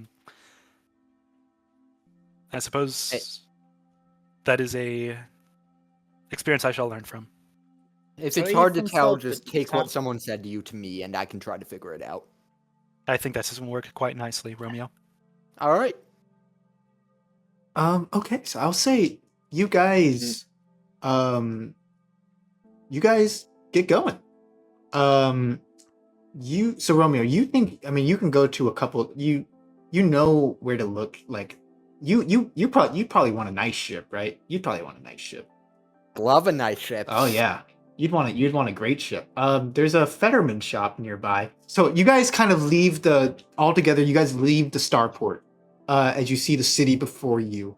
You see kind of like this is like it leads to like this kind of main street area where you see most of the commerce of the city is. How does this city compare to most thrilling cities? So this is wholly different. This architecture is completely different. It's so dense, and like immediately, even though you're on like the nicest part of town, you still see the rubble and dirt, various strange and kind of like poor people kind of all around. You see homeless people, which is something that you would have never have seen on a Thurlian world. You see like these people with bags on them, seemingly wandering aimlessly, and you see bright signs overtake you immediately, like ads and commercials, giant billboards like hologrammed into the sky, completely different than anything you would have ever seen on a Thurlian world. It almost kind of like overtakes your senses. Is this standard for human cities? Yes. It's so densely Mostly. packed. There's so much going on. Yeah. You kind of just get used to it. I see. It becomes background noise during dinner. Humans fill up space with trash. Yeah, you see a lot of trash.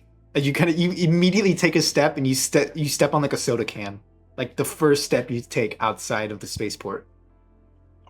Why is there trash all over the place? It's Humans, a little unsavory. Humans turn trash cans into robots. Do not use anymore. Yeah, I it's called see. recycling.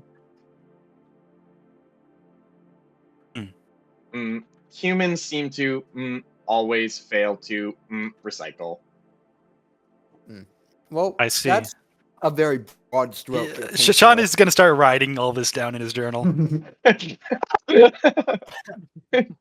Some So- humans fail at recycling.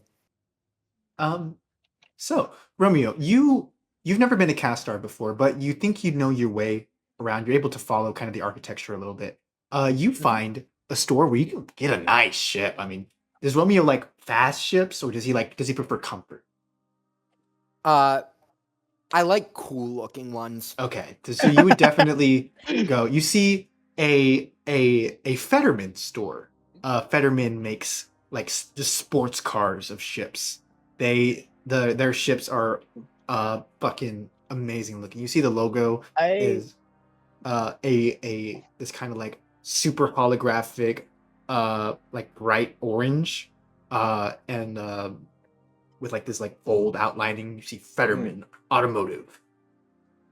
Um, Can by the I way- like? oh, go Well, ahead, can go ahead. Tina reach up and grab Romeo, like at his collar or something, to keep him from walking into the store? You're probably reaching down. I'm 5'11". Yeah, reaching down. Well, she's 6 foot, so reaching across. sideways. Yeah. Yeah.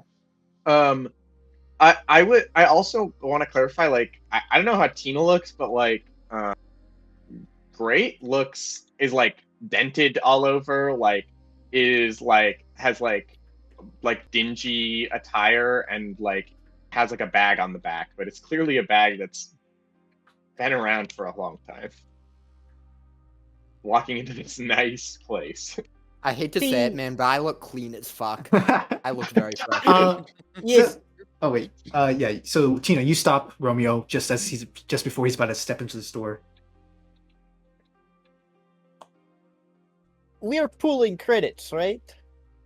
Yeah. I want to know how much you have before we go into there. Like a cool 100. Yeah, I think 100 would pay for a window shopping. Romeo's gonna kind of go over it in his head for a solid 5 seconds. Would you like to make a mental check? Yeah. Okay. Go ahead and give me a mental check and add a failure die. Yeah, that makes sense. So the base die is a failure die. Yes. So that's like the DC, and then you add your modifier die. Okay, onto so that. 6. 1 success, 1 neutral, and 1 failure. Let's see.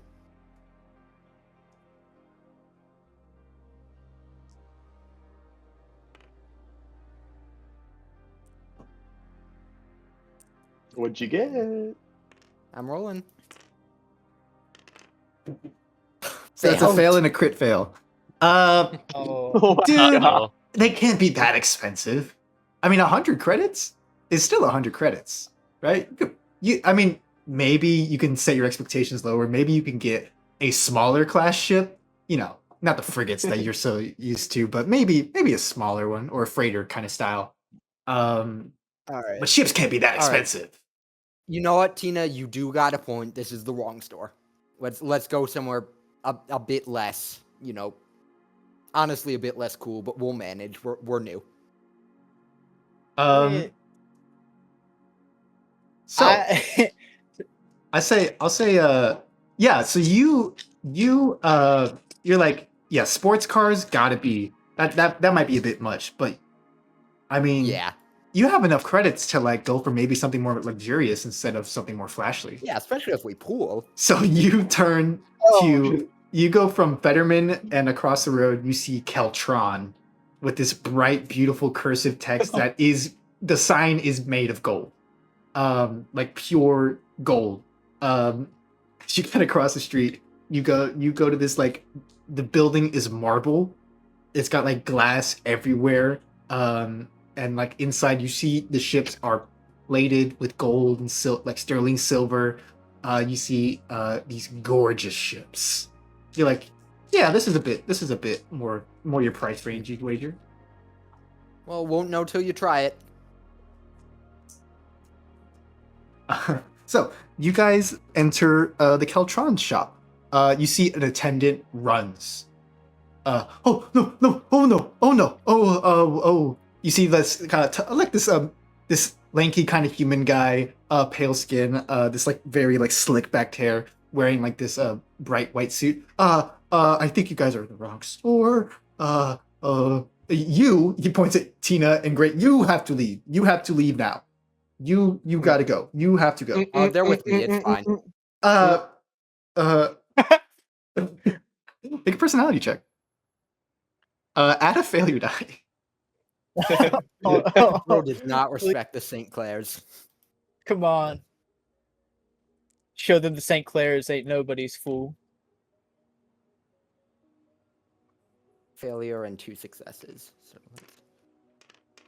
Okay, go ahead and add another. Yeah, but he might need a little bit more convincing. Sorry, sir. I can see you're kind of more well put together, but I mean, look at them. Yeah, They're I'm a bringing St. Clair, dirt on the man. marble. Come on. I'm a St. Clair. You see Great like pans down and like lifts their foot up, and like the gears are just like Oh, the success. feet is Success. just like a bunch of like mud. Yeah, two successes and 2 neutrals. You so see, success. he goes, oh, St. Clair. Oh, I'm so sorry, sir. Yes, I'm so sorry. I've heard the name before. Hey, chill, man. It's chill. My name is Ryan. I'm we call each other spokesmen, but really I'm a seller of these these finely tuned ships. St. Clair. Oh, then of course you may be familiar with our brand. Yeah, it's awesome, dude. I love the plating outside. Yes. Well, as you know, Keltron makes the most luxurious ships, fit for every comfort. Each ship has 4 jacuzzis. That is Ooh. anti-gravity resistant. So the water will not go up. It will stay there. As he's saying this, Great is like rubbing the feet on the floor. So, you know, like just like you see scratching the ground. Like Great is like old as fuck. Like that's some old ass metal touching the. Sean is going to go back to Tina and Great. That man, he changed his attitude when he found out Romeo's last name is Romeo someone of importance? Great thinks and turns to Tina and is like, Tina question. I'll say Tina. Go ahead and give me a mental check. And add a success die to that. Okay, so that's 1 and a neutral. So 1 success die and a neutral for the ability, right? Okay. Success. You know, you've heard the name you haven't heard the name Romeo St. Clair, but you have heard the name Jeremiah St. Clair. He is a minister of the Federation. That is one of the highest government appointees. And that kind of just clicks in your mind immediately. I mean, there's someone's named St. Clair on the council, the Federation government, but it couldn't be his son. Can I hear this? I'll say actually the attendant is talking to you right now. You see he goes like, So, if you want to peruse, we have our. Are you looking for something to house a lot of people? Or are you looking for something just kind of more low key, something more kind of small? You think? Romeo kind of with a visible grimace. Well, I'm kind of starting my own path a bit, and everyone see. who starts on something has to start on a ship that's maybe not the most expensive on the market. I get that much. Of course, sir. I want to introduce you to our brand new private class ship. Yeah, before we used to only make freighters and larger classes, to house grand yacht parties in space, but we decided to go into something a bit more small, something maybe perhaps a bit more manageable. You say? May I introduce you to? Yeah. You see, as he's kind of like walking you down the street, you see the store is huge, by the way. It's got to house these large ships, kind of on this turnstile that is like floating just above the air, like that's holding it up, like with like a bit of zero gravity, kind of turning 360 degrees. This is the Caltron Embrace. You see this just gorgeous ship, like this like these like curves all around. You see again this kind of like gold plating inlining, this like white steel hull. You see it's equipped with 4 jacuzzis, 8 rooms that are just that are tailored to every one of your needs. It comes with 4 Plate and Mayhorn androids to attend you at all times. Which of course you can waive some. If you're trying to pinch credits, you can waive a couple of them. It comes with storage space for a lot of modules as well. And if you want to upgrade to the deluxe package, one of those modules could be our Keltron crew quarters. Ooh. Which I would recommend, especially if you're trying to, start something up. You should probably go for the module. That's a good point, my man. It's a good point. Okay. And that name, it's a good name. Good name. Never fire your naming, guys. Oh yes, they're quite good. Okay, well, I can write up a contract now. There's a down payment installed, but we can forward you some money, do a little back and forth. I'm sure you. Now I'm sorry I have to ask. You are St. Clair, as in okay. Jeremiah St. Clair, correct? No, I'm his son. Yes. Oh, sorry. I meant as in like you are part. Like you just don't happen to have it. You are. Oh yeah, man. Yeah. Look, I wasn't going in here flexing a fake name. Don't worry. Okay. Excellent. Excellent to hear. Okay. Well, if I put you down, could just have your signature right here. It is in total with the. If you want to add, do you want to add the Keltron crew quarters? Can we talk pricing? Yes. I need to know what I can afford. The Embrace is about 120,000 credits. Of course, we can put that on a payment plan if you so choose. If you want to add the Keltron crew quarters, that's another 20,000. We can install many other modules if you so choose. We have a half off deal with all pack weaponry. So if you buy the ship now, you can get all pack modules for half off. That's like the autocannons and the rail guns. Plans look like? So you would put you would put 120, again, you're starting up, right? So you can put down, we'll say 20,000 credits now. And over the next 10 years, we charge you a little bit with a 50% interest. Oh my God. Which of course I'm sure you can cover. Of course. Yes. So go ahead and just put your name down right now. And could you possibly get a copy of this and I can sort of linger on my options for a bit? I feel like I must be very deliberate if I want to be truly successful in this endeavor. Certainly, sir. Certainly. I am sure that we have. Can Tina come up and interrupt, please? Yeah. Trying to ingratiate herself to Romeo. She doesn't want to see this young man scammed. Plus, his friendship might pay off in the future. But regardless, she's going to start pointing out the faults in the orderlies, as she says, but really the robots. Oh, I'm a person. I'm a human. Sorry, I noticed you were. She meant the robots that were coming on Oh, the ship yeah. had installed. The ship. Saying it's not worth it, the robots are trash. That sort of stuff.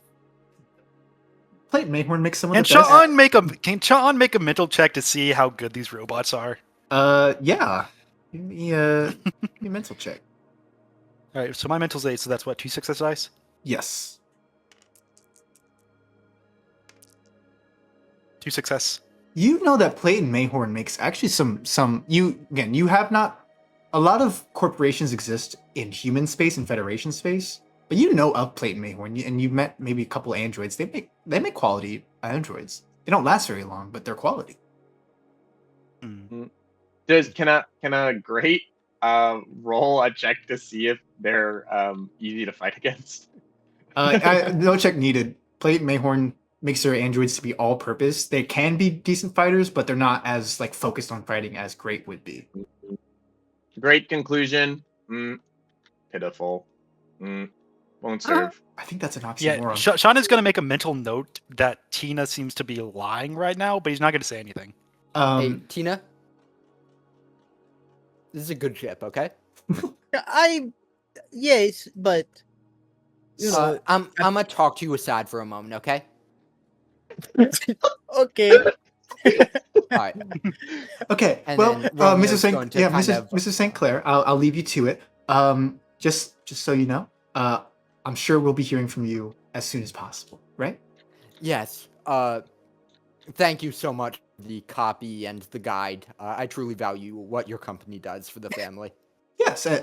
That's excellent to hear. I'll be hearing from you shortly. Thank you. Okay. You walk off. All right, look. I know what that was kind of about. You were right. I can't afford them. Yes. Well, Do you know why- what the down cost of a ship like that would have been? Yeah, If I you know, can't man. afford it, why Look, didn't you just say so? I didn't know initially. Like, I didn't Well, yes, but actually after you handle discovered the the money true when I was going. price, why didn't you just tell the attendant that you couldn't afford it? Answer It's called question. social politeness. Answer question. Sean. Rome is poor. Embarrassed. Oh, I see. That. What's the opposite of fuck? That Suck. abstains. Yes, good. Is that right? Did I do it right? Yes, the opposite of fuck is abstain. You're correct. Okay, so abstain equals bad. I'll write that down. Yes. Bad. Abstain is more so like you don't do something. If something is bad, it sucks, and that rhymes with fuck. So actually, it's pretty handy. Apathy is death. If you do Okay, nothing, you so- might as well be dead.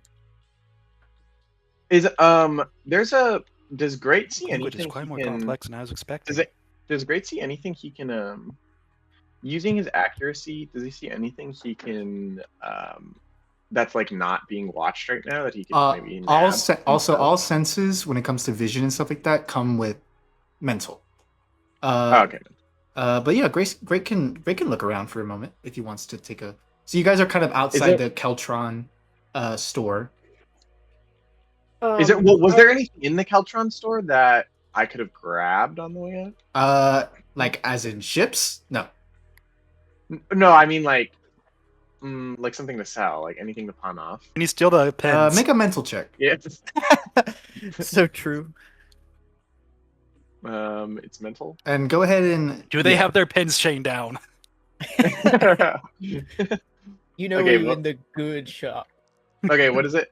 Mental. Yeah. So wait, what is my initial? Tell me. Give it. Well, just add a neutral die. Neutral and then a neutral and a failure. Let's see. Okay. That's a failure. Yeah, it's So I'll say you're not in the Keltron, or so you're in the Keltron store. You're looking around. really the store is minimalistic to a fault. Like it's the whole design is like it's supposed to be like only the ships. There's not even a desk. You see all these attendants are having to like stand up as they're showing off the ships. But I will say you're what you fail to notice to grab inside the ship, something else does kind of catch your attention. As you guys all kind of step outside, you guys are all kind of like figuring out what your next move is. I'll say two figures by chance kind of stand to join you guys as you're all kind of outside, unsure of what your next step is. All right, so our two groups are just kind of like standing next to each other a few feet apart. I'll say Wisteria and Chips approach as you guys. So what you guys have been up to, Wisteria and Chips, I assume, is just kind of wandering around. Wisteria, you have not gotten any job runner pings in your time. You guys just walking around the city. It's a slow day. You can. My thought is that maybe Wisteria is like, I'm gonna go look like where like the ship where the ships are sold and see if I can find a captain. Ah. And see if we can like join a crew. Join a crew? Yeah, just get recruited. All right. I would say Sha'an is going to speak to Romeo. Well, if we are unable to afford a ship, perhaps we could rent one. Logically, for a that's ship. next up. Oh, Yeah, you guys hear a voice and you turn around and see two strange figures. hey. I like the makeup. Oh, great. There's Ew. another. Sha'an is immediately Hey, I appreciate that. Sha'an is immediately kind of like put off. Like he seems very like he turns around, he sees Wisteria, a Thrillian wearing like very attention grabbing clothes, and he is kind of She is not Oh, is only this in him? her bodysuit, but she also has like a feather boa and like some sunglasses on because she was going to the club and she had to fit in. So he is taken aback because as from what I understand, Thrillians don't wear this. No. right? no, she's How dressed tall? funky. How Great. tall is Sean? Out of Chips is curiosity. gonna inspect Sean's Sha'an face. Sha'an is 5'9". Okay, yeah. Hey, he don't look much like me. You sure he's mine? What the I fuck? told you, we don't have a child Why the hell would you pay off my debt? because I felt pity for you and I regret it more with every Oh my. passing moment. Do you guys want us to back away? No. You Also, feel like stop you're arguing with in me. a- You're gonna scare the poor man. Hey, I'm Oh, okay. Apologies, I'm okay. friend. He is No, poor. not you. Him. Apologies, Today's friend. your She will lucky gesture day, at Sean. No. Strange, You have nothing to apologize for. strange human. You know what? Mm-mm. I'm curious. What happened? I'm sorry. John is going to immediately assume that this Thrilling has Science because And yeah. Thrillings need don't to- dress like that. Thrillings don't talk like that. He's yeah, no, she's arguing with this man aggressively. yeah. Hey. Thrillings don't get aggressive like that. If What's you need to this take a guy's step major back, you malfunction? can. Sean, you doing okay? You need to take 5? No, I'm fine. I'm fine. Okay. Okay. I'm so sorry. I'm sorry. It must be rough for you. Are you nervous around your own He's- species? He's talking to Wisteria. She goes, yeah, sure. Yeah, what's there? Well, You get is there- actually a familiar thing. You see Sean, completely unprompted, goes up to you and says, "I'm so sorry," which is not the first time that that's happened to you. yeah, well, she's just like, oh no. Oh And my everybody God. else also sees this man just go, I'm so sorry. Like she has experienced like the most horrific thing ever. Mm. She just goes, Hey. she just like pats him on the shoulder and she just goes, I'm okay. Great, I'm glad to great hear. mishap at Sean, and is like sending condolences. Condolences sent. I don't think that was. I don't think that's necessary. Hey, I don't know what I'm Is doing there here. Is there a captain here? Does anyone know how to drive a ship? No. I've been an officer, but kind of a whole different shebang. Does anyone think they could maybe drive a ship? Mm, Now Someone would that's be not awfully here. If convenient to needed. come across someone who could do that, but it appears no. Great could threaten, Captain. Okay. I prefer not to threaten anyone to work for us. Yes, that would not I'm start us thinking off I in like good this standing. robot.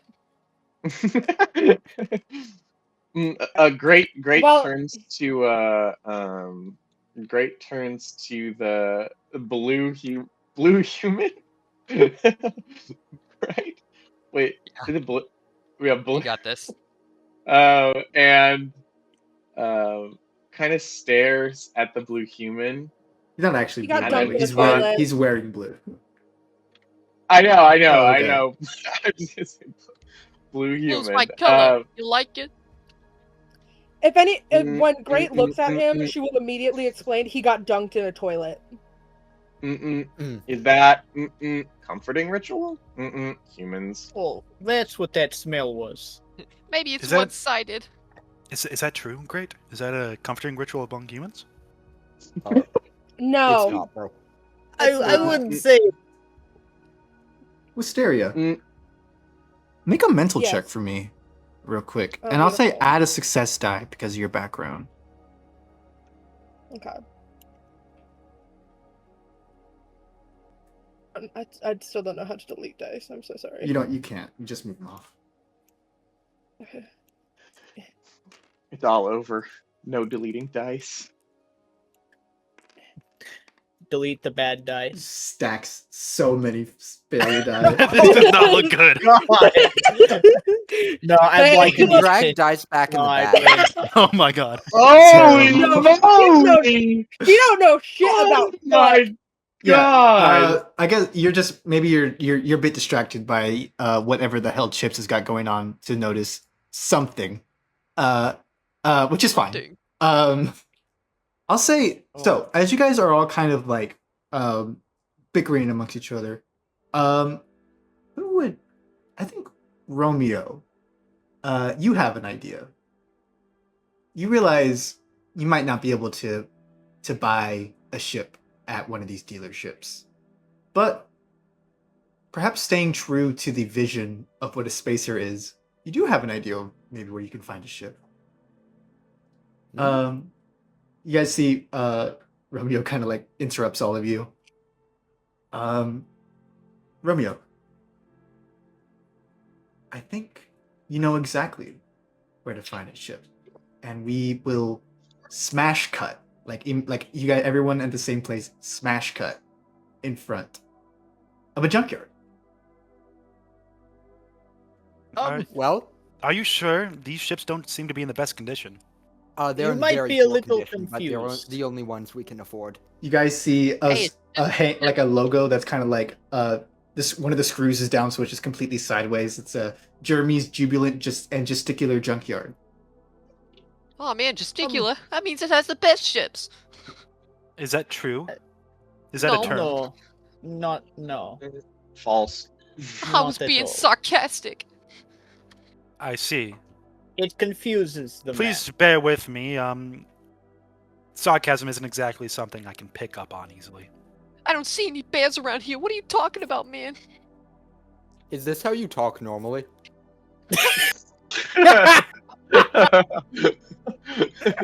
Hey, if you don't fuck with the chip style, that's your business, man. That sounds I like a was wondering, personal man. problem. If you don't fuck with the chip, if you don't good with... You I'm got confused, this, Romeo. man. I love you if- autistic slow man. If down. I don't think it's good, that's Great. what. Oh, Great. I see, I see. Yeah. Great don't- question. Great has question for Chips. Fire away, robot man. Name. Come from Chip? food. No. Or, gambling. I'm the best gambler you'll ever see in your life. My poker face is unbeatable. Mmm. Is that why they Mm. call you Chips? You said what? Is that why they call you Chips? It's like Yeah. poker chips. I earned Well- that name in the field of battle. Oh, which battle was it? The battle of me and the dealer. He's talking about poker. He's being figurative. I think Oh, I see. For the record, I found him being dunked in a toilet because he had a 500 oh my god, what's it called? Credit. Credit. Credit, thank Maybe you. they- 500 credit gambling debt, and I had to pay off 100 of it to get them to stop dunking him in the toilet. Maybe they But who Oh, call I wants? was you Wait, wondering what's chips up? about because that. 1,000 chips? they call you chips because you squeeze chips out every night, don't you? You got that right. I'm the best chip dealer all around. So he owes me Great. 100 credits. Right. Great. Now we moment- peruse the ships in this junkyard. Great I field. Well- see Well, that actually, we. I not a see sh- that we seem to be confused. As someone mentioned perusing the junkyard, you hear a voice like immediately talk over you. Someone who was standing there the whole time, like arms crossed, like part of the group, not in their head. You guys see Jeremy. You see Jeremy's junkyard. You see this guy, big old shirt. This is Jeremy on it. Hey, what's up, man? Ed, Hello. Do I know you? You sound familiar. Nope. Hey, my name is Jeremy, and I own this junkyard. Yo. awesome. That's awful convenient. Yes. We are here to peruse ships. Oh, we don't sell ships. Oh yeah. Can't we buy It's one a off player you? business. It's a junkyard. I'm confused. Why did we come here then, Romeo? Great. Well, we great, do great, have a great. ship. Yes. They have ships. Yeah, we don't sell them. Actually, yeah, I can. Oh, so it looks like you guys are like what? A bunch of spacers? Huh? Come on. Mm, Yes, classification yes, we are. not Ideally. classification not accepted. Surely you can be convinced to part with one of your ships. We aren't criminals, if that's what you mean. Oh, that's good. Oh, Because I was really, I that'll saw a put them bunch of at you. people with guns on them, and I was like, "This is it, Jeremy." I woke up today No. knowing I was gonna die. You're fine. Man, are you okay? That's Hey, Jeremy, you are in a dark today place, the day. my man. It's today. I assume Why Do do you so. need- so much value? Don't think like that. Do you need Mm, bodyguards? I don't want to die. Chip and Is Jeremy. someone after your seem life? Would you like related. to talk about it, Jeremy? Yes, actually, I don't know if that's a good idea I for you, wake Sean. up in a cold sweat every day because I own a junkyard in a town that is Mm. basically junk. Can Wisteria very slowly cover Sean's ears? Do you like poker, Jeremy? Dude, I fucking love poker. Dude, where were you last night? It was a killer game yesterday. I was up 5,000 chips. You wait. You see, he recognized you. You were at Gut Stuff, right? I was at Gut Stuff. Dude, Yeah, you went on I a was there for roll. 3 days straight. You 3 went on a days roll. straight, man. I know you were. Jeremy? Yeah, Jeremy, my bro. yeah. Do you want the good graces of a military family, given that the military could potentially protect you from what sound like very fucked up circumstances? Not really. Oh, no. Chips. You- All right. Well, fair enough. you- Jeremy, Jeremy, yeah, I got a question. yeah. You got a cup of water in there? I'm really thirsty. Well, there's no building. This is just a junk. You see, he gestures this like kind of wide open junkyard full of a bunch of scrap stuff. There's no. I just kind of sit here and wait for people to come. Okay. Mm, We're gonna try to mm. fix up this shit. What do then. you got Where something do- to drink? I'm really chipped. Ah, that's funny. Yeah, this guy went on a crazy bender. He was up 5,000 chips against the house, and then I do believe I have some water rations on. What did you tried to push a hand? I forgot what it was. Was it a? It was a 7. It was and- 2-7. Yeah, it was a 2-7. He pushed it really hard. He got in the owner's face and he said, "What did you say? He said, "You'll fold, or I'll go fuck you in the bathroom right now." That's what it was." And then you lost, and then you bet again with store credit. You lost that, and then he brought you to the bathroom. Yeah, Wisteria I won't looks go at further, Chips and goes, Uh, I should have let you drown. but you didn't. Hey, alien boy, you said you had some water on you? I'd really appreciate it. Yes, I have some water rations. Oh, sweet. I haven't had anything to drink since that toilet. This lady's crazy. She's- As he takes a sip of this drink, You haven't he asked takes a for big what? sigh. Oh, wow, that's so much better. How are y'all doing? what? That seemed to clear up your throat a bit. I'm good. I'm good. I was totally okay. parched. It was crazy. Anyway, Yeah, I was up so many chips. Isn't that right, Jeremy? Jeremy left. He's looking at so I'll say Romeo, as you're kind of the only one that's kind of like focused on the ship right now. Everyone else is kind of talking amongst Yep. themselves. Romeo, you see Jeremy leads you to yeah, so you see like this tarp covered like this big tarp covering the ship, probably the size of like 4 semi trucks kind of stacked like in a 2x2 formation. You see it's a large ship, but you can't really get the visage of it because it's kind of like under this tarp. You see he goes oh yeah, you can go in. Yeah, go if you want to check out the digs. I haven't been able to get it to work. It's been here for a couple years now. I've just been looking for someone to take it off my hands, really. Jeremy, Wow, if I go thank in, you, though, Jeremy. is it going to collapse on me? Because I can't have that. I really can't have that, man. No. I think he's giving us the ship for free so we can take it out of his junkyard because it doesn't work. Well, I got that much, but I don't want to die. If you can getting get the it, ship. if did you get your tetanus shot? Yeah. No, you're good then. Hey, All right. Verm. Yeah. So I believe Wisteria heard the last name St. Clair and the military in the same sentence. Hmm. Yeah. Given her background, can I attempt to connect some dots? That's yeah, you certainly can. Go ahead and give me a mental check. And I'll Oh, say you no. can add a success die for what good that is. Nice. So let's get them reds. Yep. There we go. And one more. Yep. And you can add a success die. There you go. Yay! You got this. Come on. Wow. Oh. Oh. Nothing's going on up in that pretty little head of hers. You're a lot of your focus. Well, what is perhaps on Wisteria's mind as she kind of like tries to think, but then is distracted almost immediately. She's too angered by the fucking dumbass that she rescued for some reason beyond her own comprehension. Hey, that you made that decision on your own time. Apparently, there She can sure only did, And but be one she's dumbass angry here. about it. Can Sha'an try and determine how like damaged the ship it is, and like if it is even possible to get it working? Well, I'll say who's going in the ship. You see, like Jeremy lifts the tarp up. If Romeo goes in, Can I Sha'an say will go in something? too. I'll go in. Yeah, you can say something. Yeah. I'm already in I the would ship. say I would go into the ship from I'm going into the ship. Well, say I like that actually, Jackson. You guys are all figuring out who should go in the ship, and you guys turn around and realize Chips is gone. Chips. Wow. And This is a Wisteria have shithole. followed Chips because she is glaring at him angrily. We'll say so, maybe. So the two vagrants kind of step into under the tarp as everyone's trying to figure out who's going to go first. So you see Chips just dive under the tarp, like She don't trust full, him. like slide across the dirt.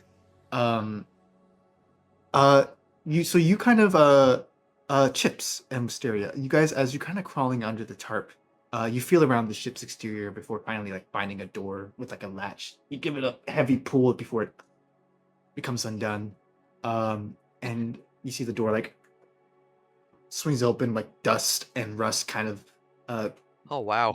hits your face. LJ, is this ship a piece of shit on the inside? Well, it's very dark. I don't know if you have anything to light up. You don't have like a torch or anything like that. Perhaps I have a lighter, maybe. Oh, I'd say yeah. easy enough. Yeah, you flick up a lighter. You see it is very rusty. You see a bunch of like empty cargo containers or like empty like crates kind of all strewn around. As you like kind of push into the interior, you're making your way through a few dark corridors. You kind of like stumbling Would around. Wisteria, Go ahead. would her data pad have a flashlight on Oh, it? certainly. Yeah.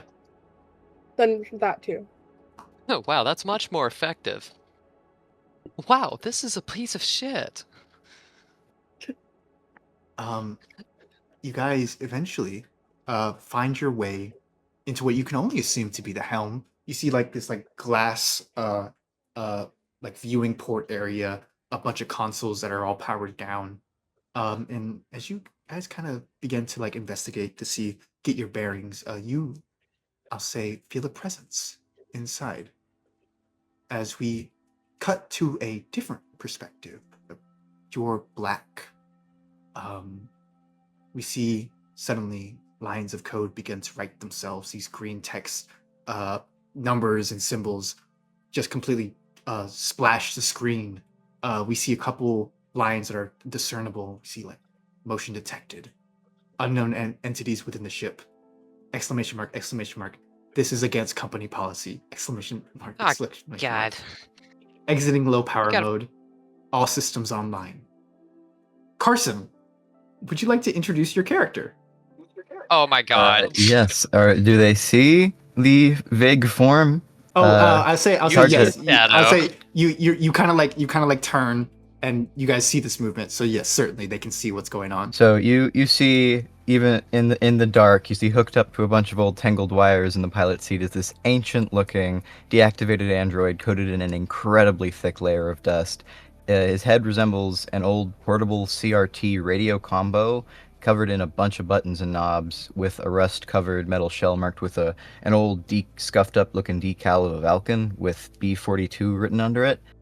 And as he begins to power up, there's the really loud sound of old fans kicking on as his monitor flicks to a bright green with a little loading bar that fills up most of the way and then gets stuck there for like a solid minute before finally playing a startup tone with the same Vulcan icon on it, and his head swivels 360 degrees to face you both and displays a little smiley face icon. Hello. Apologies. It seems my power was disconnected. Trailblazer did not notify me about a new crew. My designation is B-42 Sandercorp Technical Drone. Please also refer to me as Jerry Rig or Jerry for short. It's Wow. a mighty fine pleasure to meet you. Why are you here? Wow, what a You charming are robot. not allowed. Why, hello, Wow. new friend. God, I am so Hello. welcome. Why are you here? Oh, welcomed. It is against policy for you Well, to be here. I regret to I am inform you, honored. you're in a junkyard. Apologies.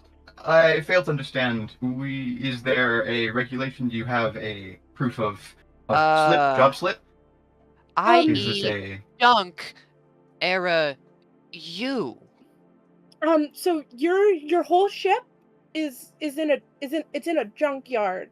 There's the very, very loud sound of creaking as he kind of pulls himself off of the pilot seat. Dust goes flying everywhere. You guys see like 4 spiders whose homes have been completely destroyed.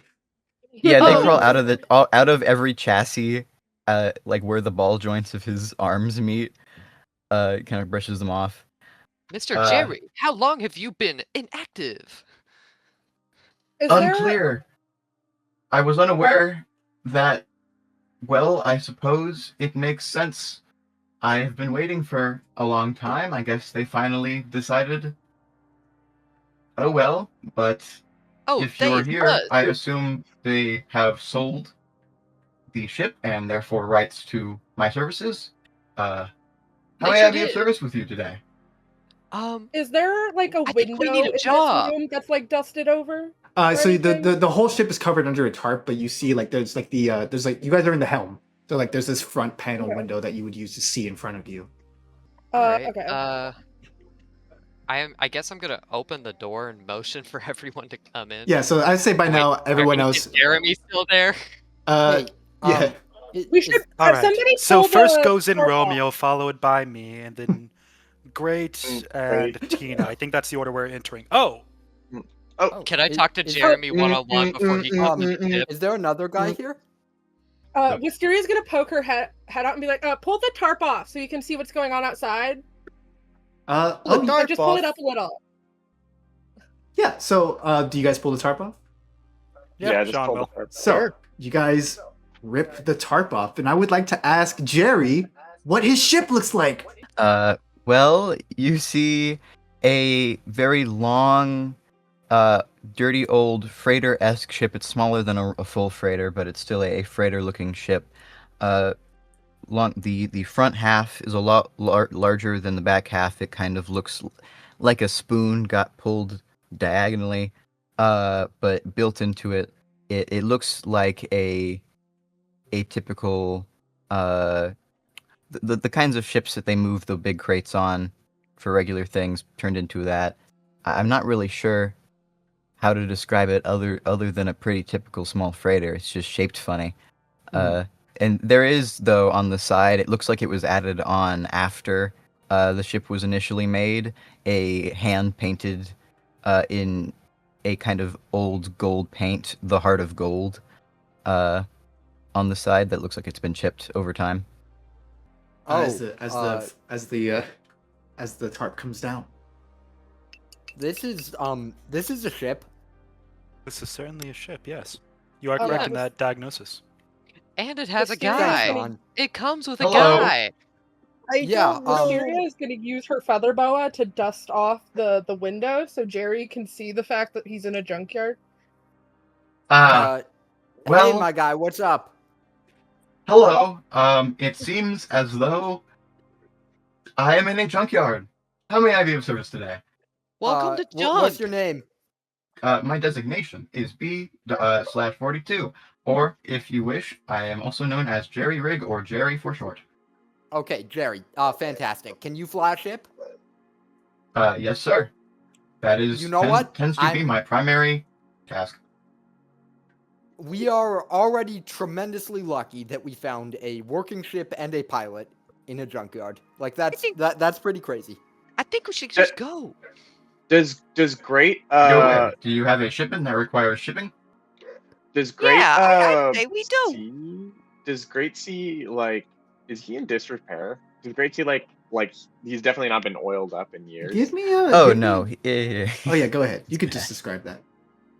I mean, I have a visual for you if you want that as well, but he is Yes. it looks like he hasn't moved at all in a very, very long time. Yeah, Every time he tries to move, you can hear the sound of metal scraping against metal. Great steps over between the people, and as he's walking over, Great states, disrepair, inefficient if not oiled. And then you see, Great will like reach into like a side can, this can of oil, and it's from the company Oil Corp, or well, yeah, Oil Corp. Oil Corp.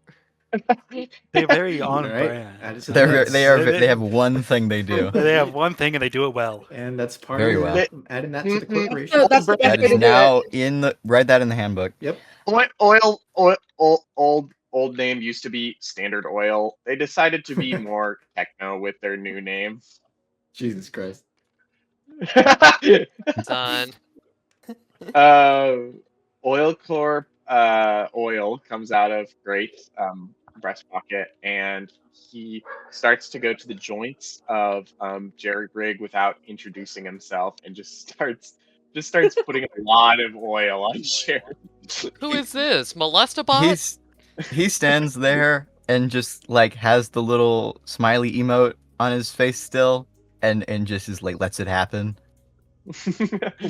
I guess he went You're to his just like happy place. friend. This is very helpful, I believe. He twists one of his arms, and it's still there is like flakes of rust that come out after, but it does sound and feel a lot smoother. You see, Dude, you it's see been a Great. minute. You see Great pull out like pulls out a little brush kit and like a little like de-ruster, and just starts just saying like, Okay. That may be Well, a bit we can much. get a mechanic on board next time we land. I think he needs. Can this Great. ship My, even my take mechanic off? is currently missing, but Surely. Great. I am sure when I find her again, I will be in tip-top shape. Jerry, are you able to, as the ship's pilot, do you think it would be able to take off? It has been Well, sitting in a junkyard for quite a while, so I'm unsure of its. I will take a look. Can I take a look? Yeah, certainly. What's happened to my ship? What have they done to my baby? I'll say, as you kind of like inspecting it, how does Jerry go about like turning the ship on? What is it? What does the kind of the interior look like as he kind of like goes to do that? The interior, it looks like it's kind of ripped out of the 90s, what they thought ships would look like in the 90s. Very Art Deco furniture and designs, corporate posters reminding everyone to keep working. But everything is still covered in a ridiculous amount of dust, and it's been there and untouched, like finding an abandoned building or hotel before anyone gets there to do graffiti on it. And he gets to the breaker box and starts checking to see if he can Well then, replace fuses or anything. I'll say easy enough. It is your ship. while he is doing whatever he is doing, I believe it's repairs.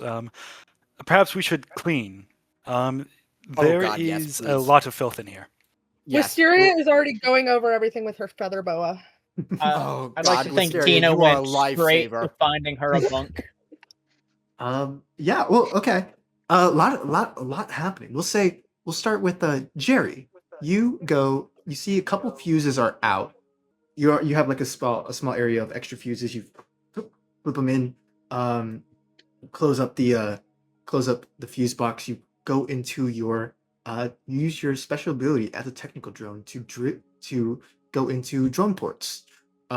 With just a single flick of your hand, you see your arm kind of morphs into a couple like thin wires and needles as you kind of like put them into this circular drone port, enter them, and you have like the whole access to the ship. You're running diagnostics and everything. You realize people have tried to start up the ship before, but without you, it doesn't work, and no one's bothered to try to wake you up. Part of the ship, they kind of need part of the ship to run the ship. You realize Skill issue. the ship can run, but as to you need things like fuel and stuff like that you're running on basically fumes here. You would need to like refuel somewhere. He'll head out back to where everyone is, and we require fuel, but beyond fuel, it looks like everything would be in functional order. I'm going to get us looking for a job because I believe I'm the only one with the data pad, unless one of you have been hiding one from me. Nope. So I if do not. I am a data pad, kind of. Probably. I suppose while you do that, I do believe it's in our best regards, for our safety to go over the ship's interior and exterior. We are going to be flying in this, and if there is any damage, it could end very badly. Well, I will say, if all of you intend to fly here, there are only 4 rooms. So, get cozy with each other. Yeah. Great. You guys see. Great will share space with Jerry Hey, Ray. Chips, buddy, Sure, I think maybe just Me you and in one of Tina. those. I connect to the pilot's seat, I'm afraid. But I appreciate the sentiment. You're welcome to stay in my backup charger. Me and Tina. I would prefer not to bunk with a human at risk of catching sciads. Fair. Me and Sean. Fascinating. Works. That is satisfactory with me. I have not shared a room before. I'm not quite sure how that whole Just thing keep- works. Great You're welcome to have a room to yourself if you convince the others. If but there that are is your delegation. if there are 4 rooms, and there is 2, 4, 6, there's 7 of us, so it is I sleep entirely in the possible for pilot's one of seat. us to get us a room. So if Great does is not going require a on- room. Great does not require a room. So Great is going on Jerry's backup charger, correct? If we can find an adapter, I'm sure it will work fine. And Jerry, you don't require a room, correct? I connect directly to the pilot seat. Thank you. I Me see. and In Sean which are case, sharing a room. And Yes.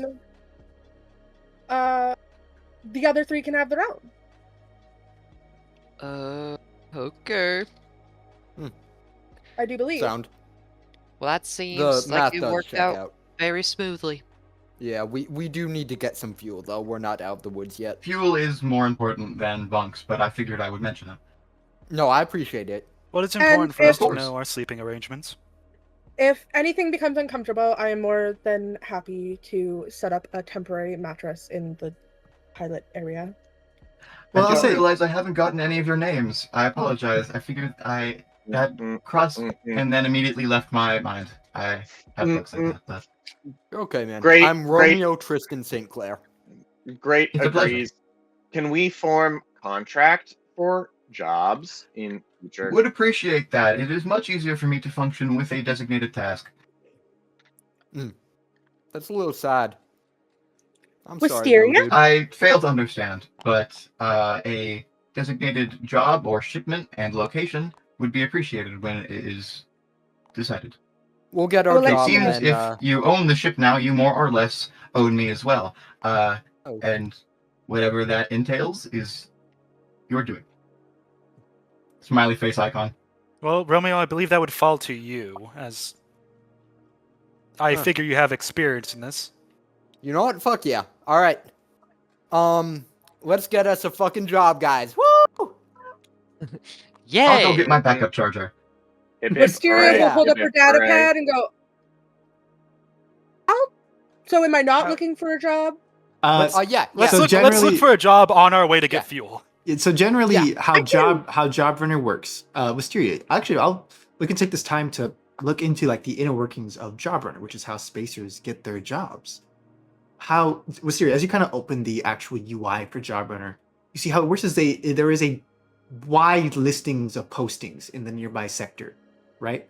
And because it's a world tech, you're connected to the world. You got basically any job on the world is can be taken, right? Certain jobs have certain skill levels. Wisteria, you have been running low skill jobs for a while now. Just kind of stay out of danger and stuff like that.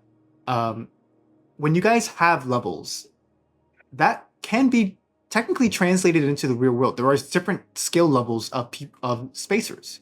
You guys are all novices. Looking for novice work is hard. Not everyone wants a bunch of newbies fiddling around fucking shit up, unless they want something done cheaply. Wisteria, you look for group work for a spacer crew. As you open job run, you see there are currently none in your area, which means you guys have time to maybe set things up and hope that a job opens. So you guys have a little moment of respite before getting into whatever. So however you choose to do that is up to you. Can a great is Wisteria getting a job by herself? Because Great was gonna offer to be protection. Well, if So it's an app. negotiation. It's an app. All you have to do is look it's at an your app. phone. Okay. Yeah, so Wisteria has like a fancy like data pad, from my understanding, Mhm. where it's just like she has like it's just like slightly fancier. Hmm. But you're a robot, so you just probably have that built in. We're built like that. Wisteria will probably also check in on Jerry and see if he needs like any updates. Just be like, "Hey, do you need like any?" I'm afraid my model stopped getting updates a long time ago, but I appreciate the sentiment. Agree. And then she'll go with the gang to get fuel, I suppose. Okay. Or no, she will stay behind and take down all the old shitty decorations. Oh. No. No old shitty decoration takedown. If you try to touch the decorations, he will stop you. Those are company regulation. While you own the ship, this is required to remain intact. No modifications can be made unless approved by corporate. Apologies. But we are corporate.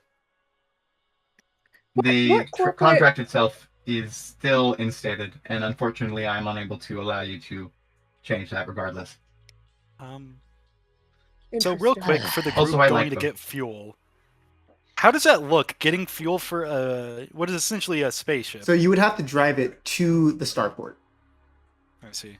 No, You I imagine you have enough to get there. Yeah. Okay, so I'm imagining like Jerry's sitting down in the chair while Wisteria was trying to do this, and we're all just like doing our own thing in the ship. Yeah. So so you guys have a brief moment. Jerry, if you so choose, you can like get in that pilot seat and start to rev the engine. Yeah, he'll get it ready, and if they have a starport in mind, he'll just with instructions and directions, he'll head that way. So you Retake the pilot seat. you enter the drone port as you guys all hear the ship whir to life. Before it was on like ancillary power, all the lights light up. You guys see all there's like this switcher board at the front that Jerry controls.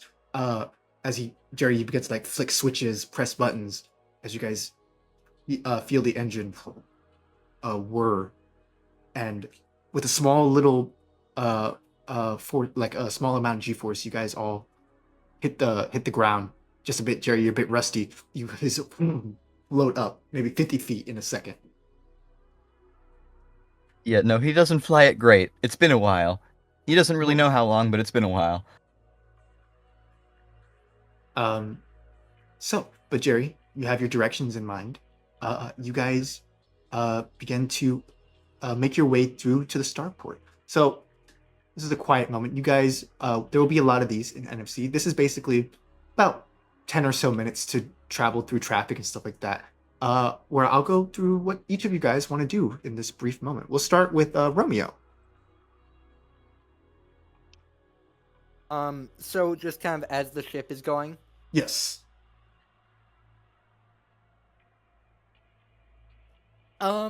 Let's see. I think he's kind of obsessively. Is Wisteria still cleaning at all?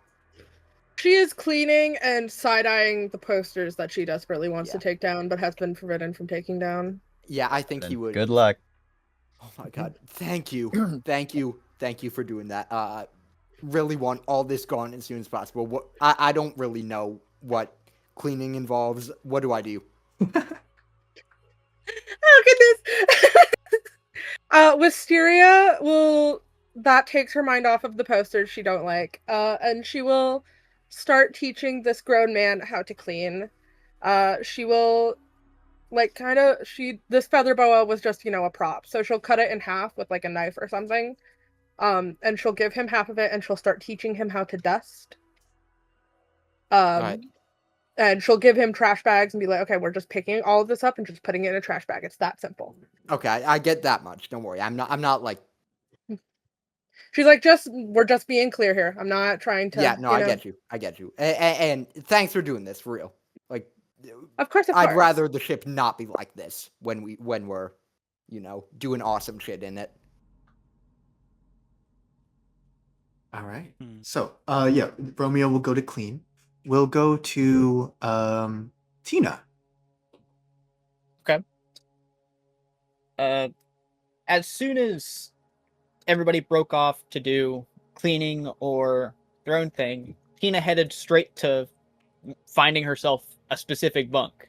Yeah. So there's 4 rooms in total. The base ship has 2, plus another 2 from the Trailblazer crew quarters. So you are able to find a room for yourself. Awesome. I'll say the room is small. Like it is about like those memes of like got a $15,000 New York apartment, and it's like maybe you can touch both sides of the room with your wingspan. It's about that. You see, it's like a closet, a small little cot, a little desk, all in this kind of like Art Deco kind of style. You see like these super graphic like swirls painted all around. Oh, she likes this vibe, but she's definitely gonna tidy it up and make it her own space. Which, to be fair, she doesn't have a lot on her, but she'll keep the furniture. Like, don't. I will say, what is kind of going through her mind at this moment? I mean, she came to Castar to find. She kind of got roped into a spacer crew now. A lot of things happened really fast before she could really speak up for herself, but for the most part, she doesn't dislike hanging around these people. So that's why she hasn't taken off at any point. But now that she's slowed down to where she's taking care of her own room, she's thinking, "Oh shit! I joined a group. What have I gotten myself into?" Yeah, for as long as you've been in your line of job, you have never. You may have done like 2-man operations before. You've never been in a group. This feels weird. Well, maybe, except that one time. But you try to push that out of your mind. It's gone. That person's dead. So, So Tina is probably once. I don't imagine setting up and cleaning the room's going to take that awfully long. So she would eventually leave the room. okay, is she trying to find someone, or is she just going to hang out in the common area? Which She's there gonna- is I'd like say this she'd roam. common. There's like this common cabin, where you guys can. There's like a bunch of sofas laid out. There's a conversation pit. It's built in. What's the entertainment like in this conversation pit? Is it like a TV? No, Is it's just a conversation pit. There is a single. There's maybe like a there's- monitor for like to display stats. There's a sorry board in the middle with half pieces missing. True. Oh my god. There's some books in the corner. No one's It touched them. likes- They're just the giant display books that no one actually reads. They're just there for decoration. Is it like Dude, Space Sorry? Is it like yeah, it's They're like space. Sorry. What? yeah, a really Okay, really it old. literally Only says one of the Sorry on controllers it. works. The other one has a broken joystick.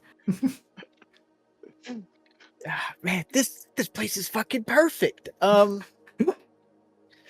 So I guess she'll head to the common room. Maybe explore a little, because I assume it's like an open air kitchen off to the side.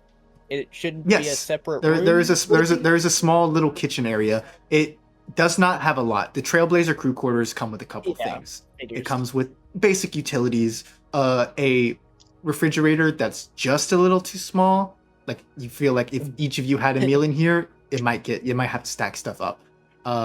There is a reheater, kind of microwave kind of style, one stove top, a sink, and there's this little like kitchen island bar area. Okay. I think she'd mostly just look after the utensils, see what the kitchen's packing, and I'll say, move on to clean that. go ahead and give me a mental check to see what you can scrounge out. Okay. Oh, thank you. And I'll just My say worst add a neutral die to that. Okay, I have a 4. Okay. Okay. So you said add a neutral to that? Mhm. So 1 neutral and 1 failure. Okay. Neutral. So go ahead and just add another failure die to that. Okay. Don't fail me. Okay, don't fail me now. That's a failure. Yeah, failure. So Tina's not able to scrounge up much. A lot of the utensils are missing. There's like 4 forks, 2 spoons, and a butter knife. Man, we're all gonna have to share the sandwich making. PB&J. Hope no one's allergic. Yeah. Who else? Yeah, I think that's mostly it for Tina. Okay. Just hang around the common area. We'll go to Chips then. Chips. You kind of got this little space to yourself now. You haven't been on a ship in some time. You've been on ships before, but it's been a while since you've been on something like this. In a while. I think all Chips would really want to do is carve his name into the wall and fall asleep. You So asshole. you find your own little room, carved Chips, and you haven't slept in 2 days. Oh, with the money sign as the S. Perfect. All right. I mean, that's As easy. you were saying. As easy enough. Yeah, you haven't slept in 2 days. Does Chips feel like his luck is turning a little bit, or is he still a bit wary? Chips believes in the wave system of luck, and he's just riding that wave Awesome. until it crashes. He's And a wave can be. I mean, you got a potential here. You haven't been a part of a spacer crew in a long time. So this is No new. one's trusted him in years. All right. We'll move to Great. Yeah, great. What's Yeah, kind of what do you kind of do in this small town? Great is identifying the charging port. I assume he's next to. He hasn't really moved away from Jerry. Oh, okay, yeah. He's You can kinda be in the you can be right next to Jerry. Jerry, as you're kind of piloting, traffic is as bad as it ever was. You and with Something's ships never changed. and with ships being able to communicate, you make a wide turn. You hear a little ping go, "Hey, fuck you, asshole!" Apologies. Use your blinker. Right now. We'll get new ones. Great. You're kind of right next to Jerry. Great is like analyzing the port, and looks at Jerry. Improper introduction. Name TR8 6345278 Super Force Crusader model. Oh, it's a pleasure. He'll stick out his little claw hand to claw handshake. Then you see you see Great matches the same design, and then they like insert into each other and shake. Goat. Pleasure to meet. Reminder of friend. That is nice. How long have you been in service? Time? Unaware. Purpose? Clear. Boy, do I know it. How long have Jerry been serviced? Wow. Sorry. Serviced. Well, I'm not quite sure how long I've been offline for, but I've been around since as long as my model has been around, almost. So give or take 200 years? Jerry seems newer than Great. Wow. I'm not quite familiar with your the Crusader model personally. I'm not sure how long they've been made. My speech settings are primitive compared to Jerry.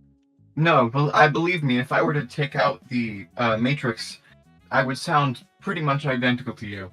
It's just my old crew, they bought me this so I could sound more personable, I suppose.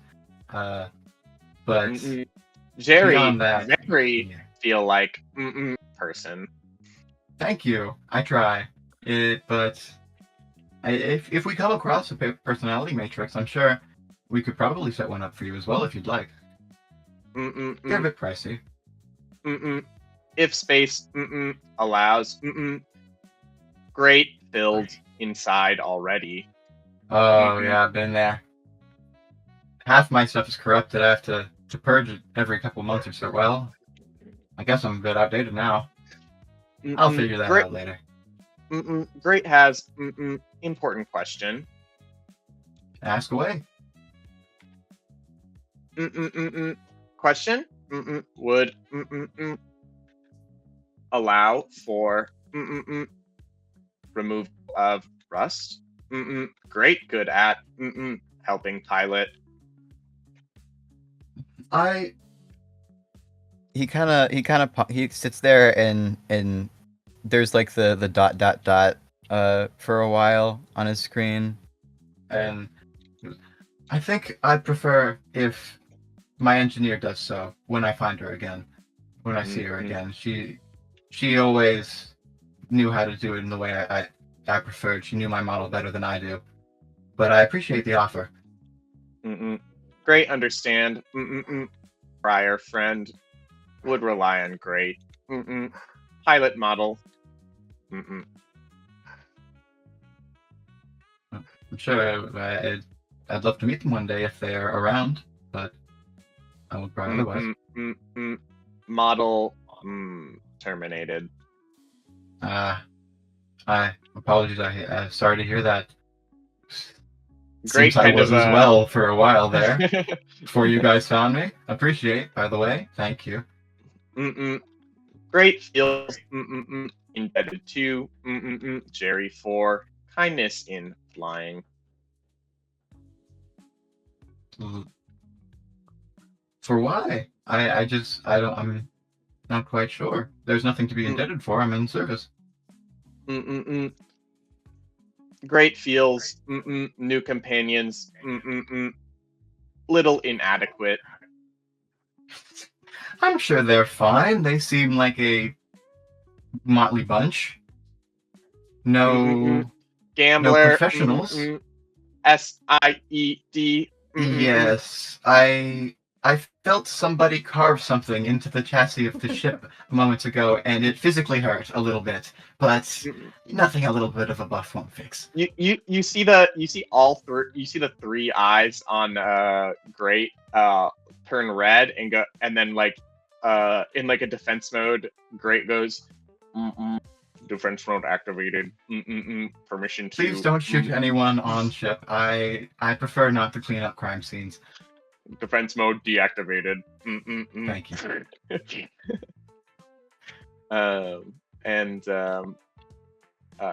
At that, Great just keeps looking at the adapter to see what kind of adapter he needs to buy from the store. All right. Would Wisteria be able to check one thing that I realized she probably should? Yeah, we can go to Wisteria next. Cool. I wasn't sure if the cleaning thing was already her turn, so I wanted to double check. Go ahead. She wants to check her and Sean's room and make sure there's at least 2 beds. I'll say, would Sean be in there? Yeah, Sean. I would say Sean is currently cleaning up Okay. in their room. No, there's one bed. There's not a lot of these. This was not made to be a bunk system. I will be content sleeping on the sofa. Would Wisteria think she can find a bed for 200 credits or less somewhere? Even like a cot? The common area has sofas and stuff like that. As for like moving one in, that would be a bit difficult. So a lot of ships have what's called a crew capacity, and when you're going over crew capacity, that doesn't just mean there's not enough rooms. It's also just your general comfort. You guys are way over capacity, so any sort of comforts are few. But like even like a cot or something, like a fold-out cot, I could sleep on the floor. camping cot. I would say I would like to limit my human interactions as most when I am resting. Yes, but as you have noticed, I already have sciads. Yes, that is. I have gathered. I won't be able to catch sciads from you, though. No. I want you to not take this the way I know you're going to freak out when I tell you this a little bit. Not really freak out because you're one of us. But I have stage 4. It is not reversible. I will be like this to the day I die. Oh dear. Oh, I'm sorry. I said I wouldn't freak out.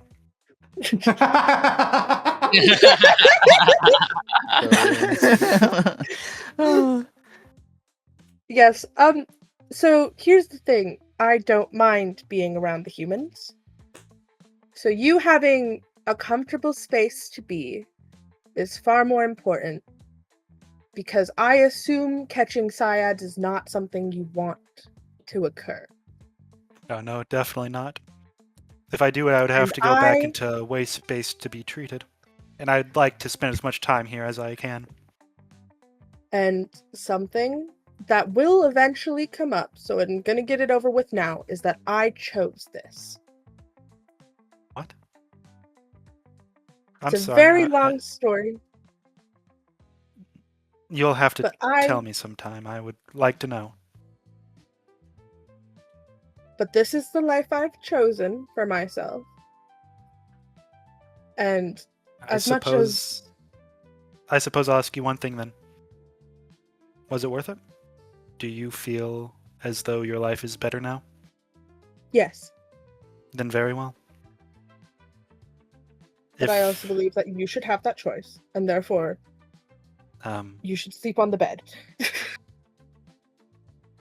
I suppose that and is. I can sleep on the couch if I must. Very well. I'm content with this. I thank you. I expect that sofa not to be very comfortable, so thank you for taking on that burden for me. I appreciate it. Of course. Oh, and if there's anything I can ever do for you, just ask. I should be okay, but if you ever need a break from everybody, just signal and I will get them away. I'm aware of how overwhelming I know. humans can when be I got at here, they had first. an argument about their clothing, and it was quite vicious. Was it? They were. I've never seen an argument that deranged before. Oh! Yes? So here's the thing. You're going to see much worse. Oh dear. You can't imagine that. Oh dear. I can't imagine anything worse. There are... Whatever you saw, there are things far worse. And far better. I see. Humanity is a double-edged sword. And that is what it is. If you'd be so inclined, perhaps later we could talk about your experiences with humanity. I would like to learn as much as I can. Sure. I will say, Wisteria, I think by now you would notice, despite your poor mental, this is why it's taking you so long, that you would recognize his garb. Like this, suddenly something clicks, like, you're like, what? So he's a weird Thurlian? Why is he doing out here? And you realize, oh, you notice the dull grays. You notice his disposition. This is a wanderer. These are holy people in your society. You have not seen a wanderer probably in years. She like kind of gestures to his robes. A wanderer? Oh yes, I am a wanderer. I've just started my journey, actually. I left the temple not too long ago. Interesting. Does that have something to do with why you're wanting to learn of humans? Yes, actually. I would like to learn all I can of humans, so that when I return to the temple, I may be of assistance with dealing with them. Of course, I would much like to, perhaps one day find a way that humanity can join back into the way.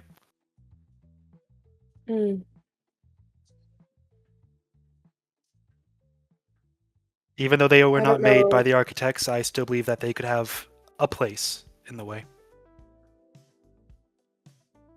Interesting.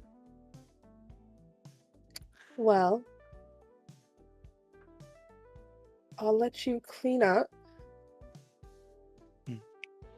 Yes, I do suppose I'll be needing to do quite a bit of that. As he kind of just looks around the room that's just filled with cobwebs, dust. Do you want some assistance? No, I shall make a meditation out of this. Thank you. Yes, of course. All right. Wisteria's so worried about this man. So you close the door and you're like, oh, geez. She's like, oh my god. She has the concern of a mother sending her child off to kindergarten in this moment. She's like, oh my god, the poor boy. What's going to happen to him? Yeah, you have not spoke a lot of so Mysteria, you suddenly think for a moment. Yeah, you you've been in the NFC for a long time now.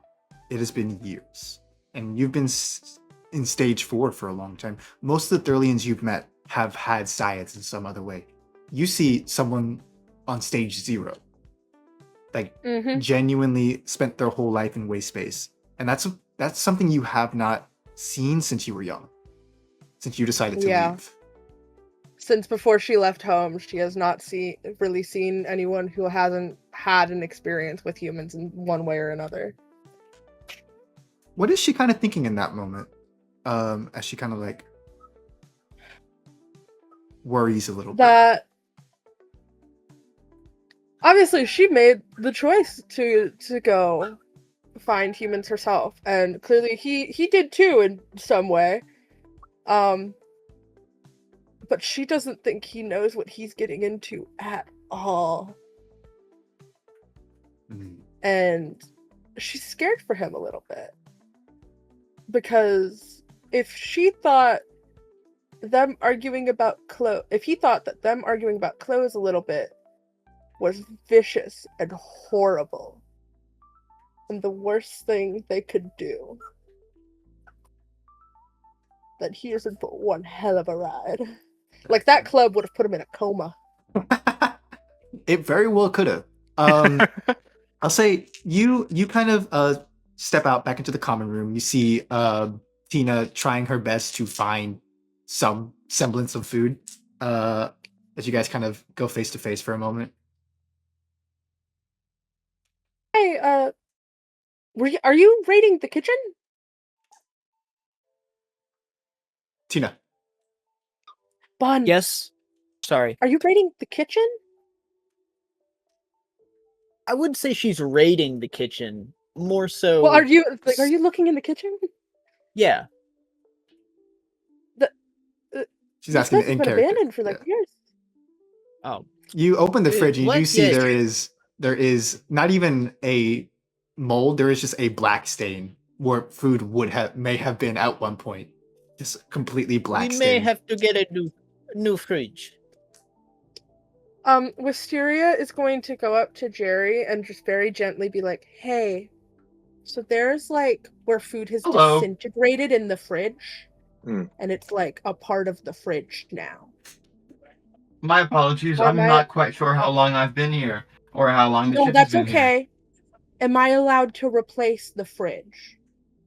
Can you not clean it? I can try. Yeah, I can clean it. That's usually my job. Okay, we're attached to I'm the just fridge. currently driving.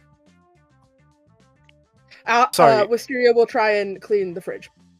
Verm, real quick. Yes. What's the current date? Like, month, year? It is there is its own date system, but currently, as far as it's like, this whole thing is kind of like translated into what we would understand. It is the year 3914, the 6th month and the 5th day. All right. Thank you. I want that for my journal. So it is 6/5/3914. Thank you. Wisteria is using the strongest chemical she has on her person to attempt to clean the fridge. Excellent. Well, I'll say if that's everything everyone wants to do, unless there's something anyone else wants to do, I'll say I wanted to just on my own. If we're connected to the internet now, yes, see how long it's been. Yeah. When my last dated record was and when the current one is. So yeah, Jerry, as you're kind of spending this time, you're kind of multitasking. You're used to it. You are the ship. As simultaneously, you start looking into the logs. The last, you see like you guys have like employee IDs that scan whenever you enter and leave the ship. You try to remember as best you can. Your memory is a bit foggy right now. The last like employee ID to leave the ship is 783904. Wheesh. Yeah, he's still got his little smiley emoticon going, and he's happy to be piloting everything again. But there is a distant hollowness. That hurt a little bit, waking up there. Well, On to new tomorrows. You feel, so I'll say, yeah, Jerry, something kind of deep. You feel your personality matrix begin to light up, almost flare across your circuits. And as that begins to manifest into something clicks, and a primary directive takes over, shutting down that personality matrix for a moment. You've got work to do. That I do. So, we come up as the ship begins to pull into the starport. You guys all gather together. Someone wakes up Chips, probably. Have fun with that. As you guys are all Wisteria kind will of, not wake up Chips. as you all kind of gather together at the ship's helm, just as you guys are pulling in Wisteria, your data pad, you get a little ping. Yay! My thing. You She's see gonna open it up. a job runner job in the city of city you're in, which is called something. I remember my city names, guys. I made the world. I don't remember what you said. I'm so sorry. It's okay. Something Tropolis. Nope. Metropolis, the Superman city. Somewhere. It is in Casto. Somewhereville kind of goes hard. Encanto. In Casto. You see it is nearby. You see it is a repo job for one Oh boy. for one. Where did I write your name down? Promise I'm a good DM, guys. I promise. Dolly Haas. It's not uncommon for people okay. to put their names on repo jobs. Or just job runner in general, but it is strange that someone would willingly put that information out there on an anonymous website. But you see, She's not too concerned about it with it being a repo job because, she's got to return it to somebody. So Mhm.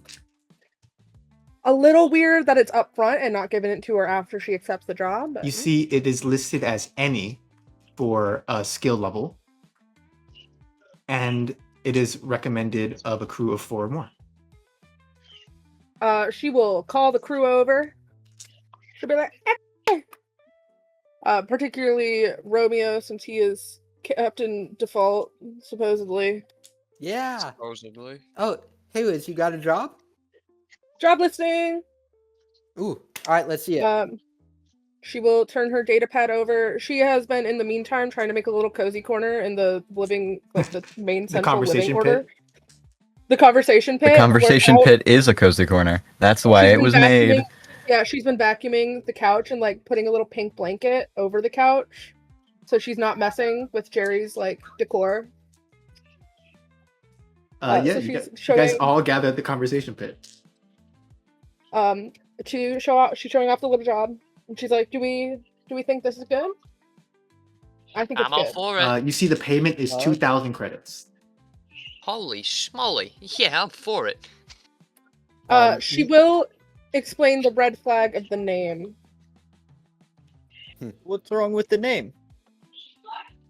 It's an anonymous website, so it is a little weird that somebody is listing their name up front and not giving it post job acceptance. I mean, Jerry- well, obviously that means something. Could it just mean that they want to hide themselves from any potential bounty hunters that get on here, given the fact that I'm sure they're that sort of job? It could Jerry's just be face. somebody- Sorry. Go ahead. It very You well wish- could be a false name. It could be a fake name. It could just be somebody who's new to the website and listing jobs. Regardless, we have no. Well, most of us have no experience, so I feel this is a. What do you humans say again? Beggars can't be choosers situation. That's correct. Good job. I agree with the Thank purple you, thank guy. you. I read many books on human language. Asta gives a little clap. Well, it sounds Thank like you, we thank either run this or we run back home, and I'm not ready to run back home, so. Wisteria will accept the job on behalf All of right. everybody. Good stuff, Okay. Wiz. So we'll click on the accept button. Bloop, bloop. You see it opens a little DM chat. You see 3 dots kind of open on them before closing. Opening, closing. Hello? Question mark. Wisteria will respond with "Hello!" Exclamation point. You spacers? Question mark. Yes. I Dot, dot. have Dot, X. dot, dot. I have X amount of years of experience. My crew has a little less. Dot dot dot. Gone. Dot dot dot. Gone. We meet? Question mark. Where? Question mark. Dot dot dot. Is it safe to put the address in this thing? No. Yes, give me your address. Third location. Oh my god. Secondary location recommended. I only own my apartment. Or rent it, really. No, like a. I don't have two places to live, unfortunately. Let's just meet there. Oh, and no. you can get an address. No, oh no. This dude is gonna get himself shot. Oh no. I'm all Wisteria for it. was like trying to say like a cafe or something. Yeah. But like, okay. You think- We're going to it. Wisteria's like, Wisteria responds with, "For the future, always meet in a public location." You think Like- people would do that? Go on the job screen and lie? Wisteria's like, "For the future, always meet somebody in a public location, like you're using a dating app." Dot dot dot. What's a dating app? Oh. We could have just followed their Nothing. Okay. So, as you guys kind of enter the starport, Jerry, you get a little thing being like, hello, this is the Encasto starport. What's your ship name and designation? We are a Trailblazer freighter space truck looking for fuel. All right, we can put you in one of our stations here. Fuel is about 100 credits for a top off. Hey, Does that I'm work the for you? captain. His face will show up on the little monitor in the conversation pit where everyone else is, so he doesn't have to leave the pilot seat. They're asking for 100 credits for fuel. I'm afraid I physically have no money, obviously. I'm the captain, I'll How much pay do it. you all have? I Great. have exactly enough, but you know. Well, they should be outside, ready to accept Do you that. want me to However, You're able to. Do you want me to cover half, Romeo? No, to it's digitize okay. it. I'll say, You showed me how to clean. We're even. Remy, it's easy enough to wire it. You just go to one of the panels, put some money in. Yeah. Bloop. You see, I'll just go in and I'll put send it my over. last 100 credits in. Okay, good. Jerry, you get a little thing, be like, all right, refueling takes about 6 hours. In the meantime, we're able to house you safely. Sorry, I got a cold, I think. That's all right. No worries. I can't have those. Yeah. Okay, well, hope you have a good time. Smiley face. We do have a late fee. If you aren't here within the next day or so, we will start charging to the account that that paid us. So just to let you know, it's going to be about 500 credits every day that you spend over. Does that sound agreeable? Sounds That- good. I live here. Okay. Oh, sorry. We just got word from corporate. It's 12 hours now. Shit. Word from corporate again. It's going to be 7 hours. All right, Okay. thank you. Bloop. 7 hours to refuel or 7 hours to Nope, before the no. late fee kicks in. oh, okay. fee for- So- 6 to refuel. Six So- refuel. We can be away for 7 hours. 6 How long- hours to Oh. refuel. Correct. Alright, well, correction. we We all can be away trained for fine. 6 hours and 59 minutes and 59 seconds. Wisteria is Fair. going to connect her data pad to like jury rig so they can send each other messages if that's possible. Give me a Do you mental not check. wish me to come with you? Oh no. If you'd like, I can help you with that. I Please, should, I have- please. Somebody is else there do it not for like her. a- Does Yeah. this not count as one of the spaceports or whatever the hell they're called? This is a spaceport. I could Sean, connect to?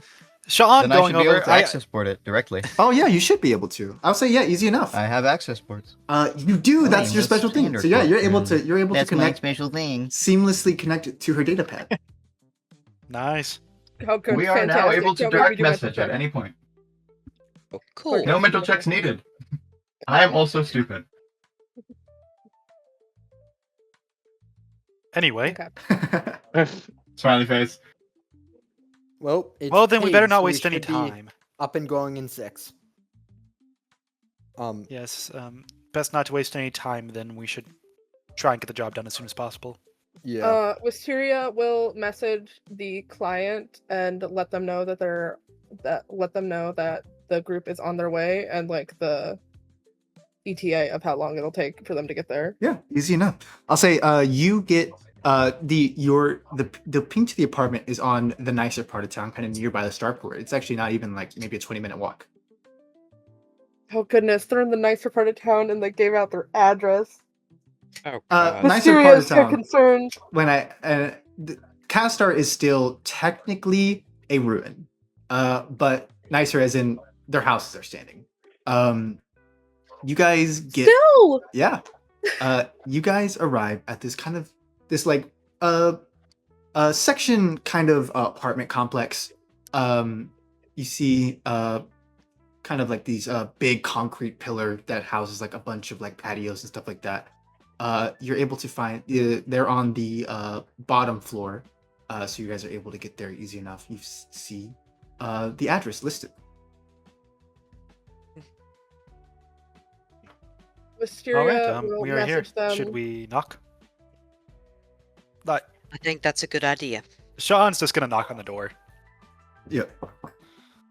You hear, Very politely. Sean, give me a mental check real quick to see if you hear anything. Alright. Let's go, I'm the mental guy! That's a success and a neutral. You hear a bunch of clattering. Oh shit! Oh fuck! Oh! From behind the door. They seem to be in a really good mood. So, Sean, Oh, in the future, if you knock on someone's door too suddenly and they're doing one of these jobs, you can scare them enough for them to shoot you. The door opens and a pistol is in Sean's face.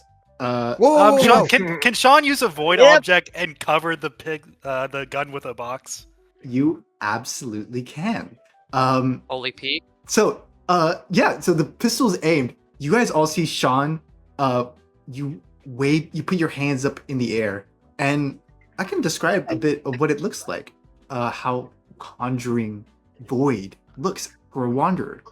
Sean, you make like this pulling motion as you guys all see as Sean, as he kind of like pulls into the air, it actually looks like he's grabbing something tangible and real. And as he pulls further, you see like the air around his hands becomes like almost like a liquidy kind of viscosity. As he pulls, you guys see these strands of purple from nothing begin to emanate and form. And what is the shape that Sean is making this void object? It is going to be a rectangle that covers the gun and like up to the wrist of whoever is holding its hand. You see her. And because it's kinetic, they won't be able to move their hand, correct? Yes. It's. I'll say they're able to, just because to stop you from making a void object around a cursor. They're able to pull their hands out, and the gun as well. But like, you see, it like stops the gun is not able to. It's like your void object is between the gun and you. Okay, good. Bro, you hired us. Chill. Can Asta put her arm in front of like everybody and like kind of try and step in front of the door a little bit? What? Yeah, Wisteria, you look and you see the gun goes away. The void object is still there. It's semi-translucent, so you're able to see.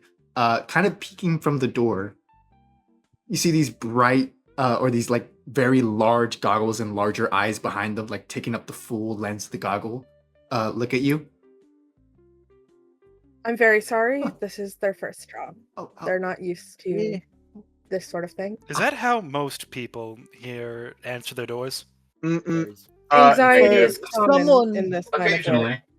For someone so eager to use their name on a open platform, you're quite jumpy and nervous. Insulting customers isn't a very wise choice, Tina. Yes. We And should get lying down to your business. operators isn't. What kind of repo job is this? Oh, you're the spacers. Oh, yes, that's thank- why I Yes, said. my we hired us. apologies. oh. I was going to message you, and it's their first time doing this one kind of job. They knocked before I could send a Okay. message. You're not Trust gonna it. I kill read me I and- read that knocking on the door is the custom of humans. Am I wrong? I'll explain later, Sean. He's kind of spitting. I don't know what y'all are on There- about. There's a culture to it. You have to learn secret meanings. So like, You're not gonna kill me and take my stuff, are you? No, dog. We No. are. Up in the air. not if you tell us the truth. We're Shit! trying to do Ideally the not. job. It's okay. We're all chill. Clean slate. Let's cover the deets. Okay. I feel void object's gone after 12 seconds. Yes. Dissipates back into nothing. Yeah. You see, Great shakes a little when like the void object is like present in the space around him. Oh, yeah. You see, this person who you can only assume to be Dolly Haas, says, okay, come in. As you guys open the door, who's first? I imagine Sean or Oh. Wisteria. Wisteria put herself in front of Sean, right? Yes, she tried to get between Sean So and it'd Jen. be it would be Wisteria then Sean, I imagine. Yeah, Mhm. then I'll go. So yeah, Wisteria, he was first to notice a truly messy apartment. You see, we'll start with the most prominent thing, which is gadgets. I mean, gadgets everywhere. Small little walking contraptions, wires loose that are sparking just a little bit too much next to a stack of very flammable papers. The next thing you notice is the food that is just lying around all over, like half-eaten cup noodles, more half-eaten cup, a tower of half-eaten cup noodles. You see a bed that's the covers are strewn about. Like you can see that they may have actually there's a trail leading from them to their bed, so they totally got out of bed and ran here. You see like a bunch of monitors displaying a bunch of random cartoons. You see figurines of said cartoons lining Oh, a shelf. goodness. And then you see Dolly Haas. You see this bit heavy-set woman, probably mid to early 20s. This kind of like black hair that's kind of down to her shoulders. You see she's wearing, again, these bright or these very round goggles. And she's got like these overalls on. You notice immediately one of her hands is not flesh. It is a augmentation, which resembles almost Jerry's little drone port. You see, she goes, "Hello, welcome to my place." Hello. Hey. Oh goodness. A bit of an inventor? Uh, Mysterio will ask you have a for lovely great home. gadgets. oh, whoa! You see, she immediately guns for Jerry. This is a Oh, hello. Santa Corp. Turns him around. just left. B17? He lets her.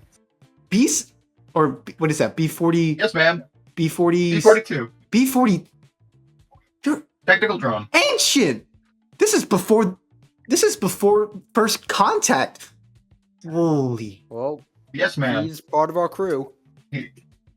He's I kind of believe glowing. he's He technically lets out. her. He moves all of his joints, sets out all of the various extendo chords, does a little up and down movement with his extendy legs. Wow, so Just shows archaic. off all the bits and bobs. Whoa. Uh, You see, Sure, she, yes. then she looks at Great and is like, "Oh, cool, a Crusader." Mighty fine home Great. you have. I feels not- thank you. I cleaned it up. I cleaned up a little bit. I was expecting company. Oh goodness. We can tell. That's so good. I was really worried about meeting you guys. You guys are spacers. That's so cool. Yeah. Look, in yeah, the certainly. future, maybe ask other spacers to meet somewhere public, okay? Okay. Oh, I Thanks sent for her a shooting message people about that, sometimes. Yeah, Romeo. It's you're okay. you're mansplaining a little bit. That's fine. No, bro. Yes, Romeo. I already sent Okay. a message. Romeo, oh, LJ. Romeo. yes. When Chips hears that, he's gonna roll his eyes and look around for anything valuable. Okay, Chips, give me a mental check. What do I roll for that? I wonder. And go ahead and just add a neutral die. Or yeah, Neutral die. yes. Okay. Can I make a mental check too? Yeah, we'll do Chips first and then you. Okay. Correlating. I've got a 5. Do you remember? Do you know how many dice I roll for that? Actually, I just found it. Never mind. I think it's a one neutral. One Yeah, so neutral. 2 neutrals. Yes. I don't know if that increases or it side creases my chances. Yeah. Kind of just must makes it a bit more random. I must ask All right. about the complexities of human customs. When is it Oh, okay to knock? Double and not to knock? success. We'll get to When that it in a is a moment, friend who Sean. is expecting your company. In They were space expecting our work, company, though. They are not Someone a you friend. more explicitly know. This lady's crazy. That's about it. So what do I In do space at work? if I need to go somewhere to people I haven't been acquainted with? How do I get their attention? You did the I- right thing, alien boy. But I this believe lady's Wisteria was paranoid. going to text her. Chips, Usually instant messaging. Yes. the fact that you have survived for as long as you've had, with the circles I presume that you run in, is purely astonishing. It's all Just luck. one big Yeah. wink. One big wink. So I'll say Chips, as you kind of wink, you do notice something catches your eye. You see a augmentation. Is you it see her augmentation? no, it's I hope so not. augmentations are items. Rip her arm off. I want that items. guy's leg. You see, so this is a techie. A techie will be a class in the future, but it is also an archetype within the world. These are inventors. These are people who make items. Cool. You see, We're she stealing a has person. what's called a literal muscle stimulator. What that does is increases your brawn. You see, it's like this armband with a big syringe hanging out of it that'll just like sink into your arm at all times. Oh. Okay, Okay, okay, Wow. great. This With thing's my worth double success, Wow. does Yes. that mean I take it too? no. Fuck. Okay. You but you notice that. You see Dolly speaks up. Okay. So you guys got the job. You accepted it. That's binding, I think. Right? Is that binding? We're here Whatever for the the job. task was yes, given Dolly. means we are legally required to do so. To That's completion. good. That's so good. By the way, I didn't introduce myself. I'm Dolly Haas. I'm an inventor, a techie of sorts. I have been robbed. Mugged, really. Rob day. Yeah. Of what? A device that I created of my own invention. I was going to show it off to some colleagues of mine when I was beset by a bunch of thugs, punks. It's my fault. I shouldn't have been walking in punk territory, but they got me, Presumably. and they took my stuff. Leads? What did you lose exactly? What kind do of we- device? It is I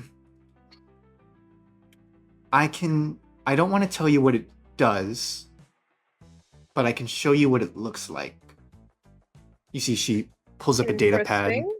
and flips around a couple images before finally settling on this strange little gyroscopic device. You see at its center is what looks to be this like floating little orb of metal that you can't tell what it does because it's just an image, but you can only assume this whole device is moving, something like that. This is the device. The people who took it from me is a punk gang by the name of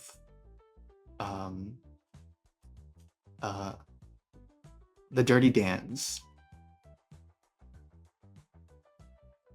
Who you call a Nerdy dirty Creative. Dans. I think all of their name is Dan, like every single one of them, or at least when you join, you have to, Creative. and when you join, you have to I'm change your creative. you have I'm to Change your creative. name to Dan. you have to change your name to Dan. Mm. Oh, that would be I terrible. I once great once meant man named Dan the man. He was not a man. Well, Wait, the that's one leader way- is someone named Dan the Man. Actually, did you meet that Dan the Man? Well, Is that his legal surname? I don't know. I hope not. I would He also should have hope more not, but it might be self-respect as a legal. leader of a punk band. Verifying regardless. identity. Great requires Madam, details on Dan the man. You mentioned that the item is not for us to know in terms of function, and I get that because, like, not everything is for us to know. But low-key, we are going to be handling it when we get it back to you. Does it put us at risk? We need to No, as long as you will don't it turn it on. explode? Is it easy How to do you not turn it accidentally on? turn on? I am uncomfortable with the sound effect. Okay. Listen, okay. It is akin to a beacon. Okay. For If- who? I work with my couple colleagues of mine. They're collectors. I guess this was a private kind of it was a commission. As long as you guys I can only assume aren't architects, so I'm sure it's fine. It won't activate as long as you're not architects. That's all I can say. What? As in the job? That device. I Wait, do wait. not build things. 1 second. No, one second, please. Go, architect what is do you in mean? the What do you job. mean by architect? Like, you know, the race, the old race, the architects. Oh, Why do you what? Oh. Okay, 1 second. This is very important. Please answer. Why does this? Why did what? Oh. Why would this great beacon question. do anything near architects? There's stuff. It's a little. It can detect it within a certain radius, and it turns on, and it flies at it at a very fast speed.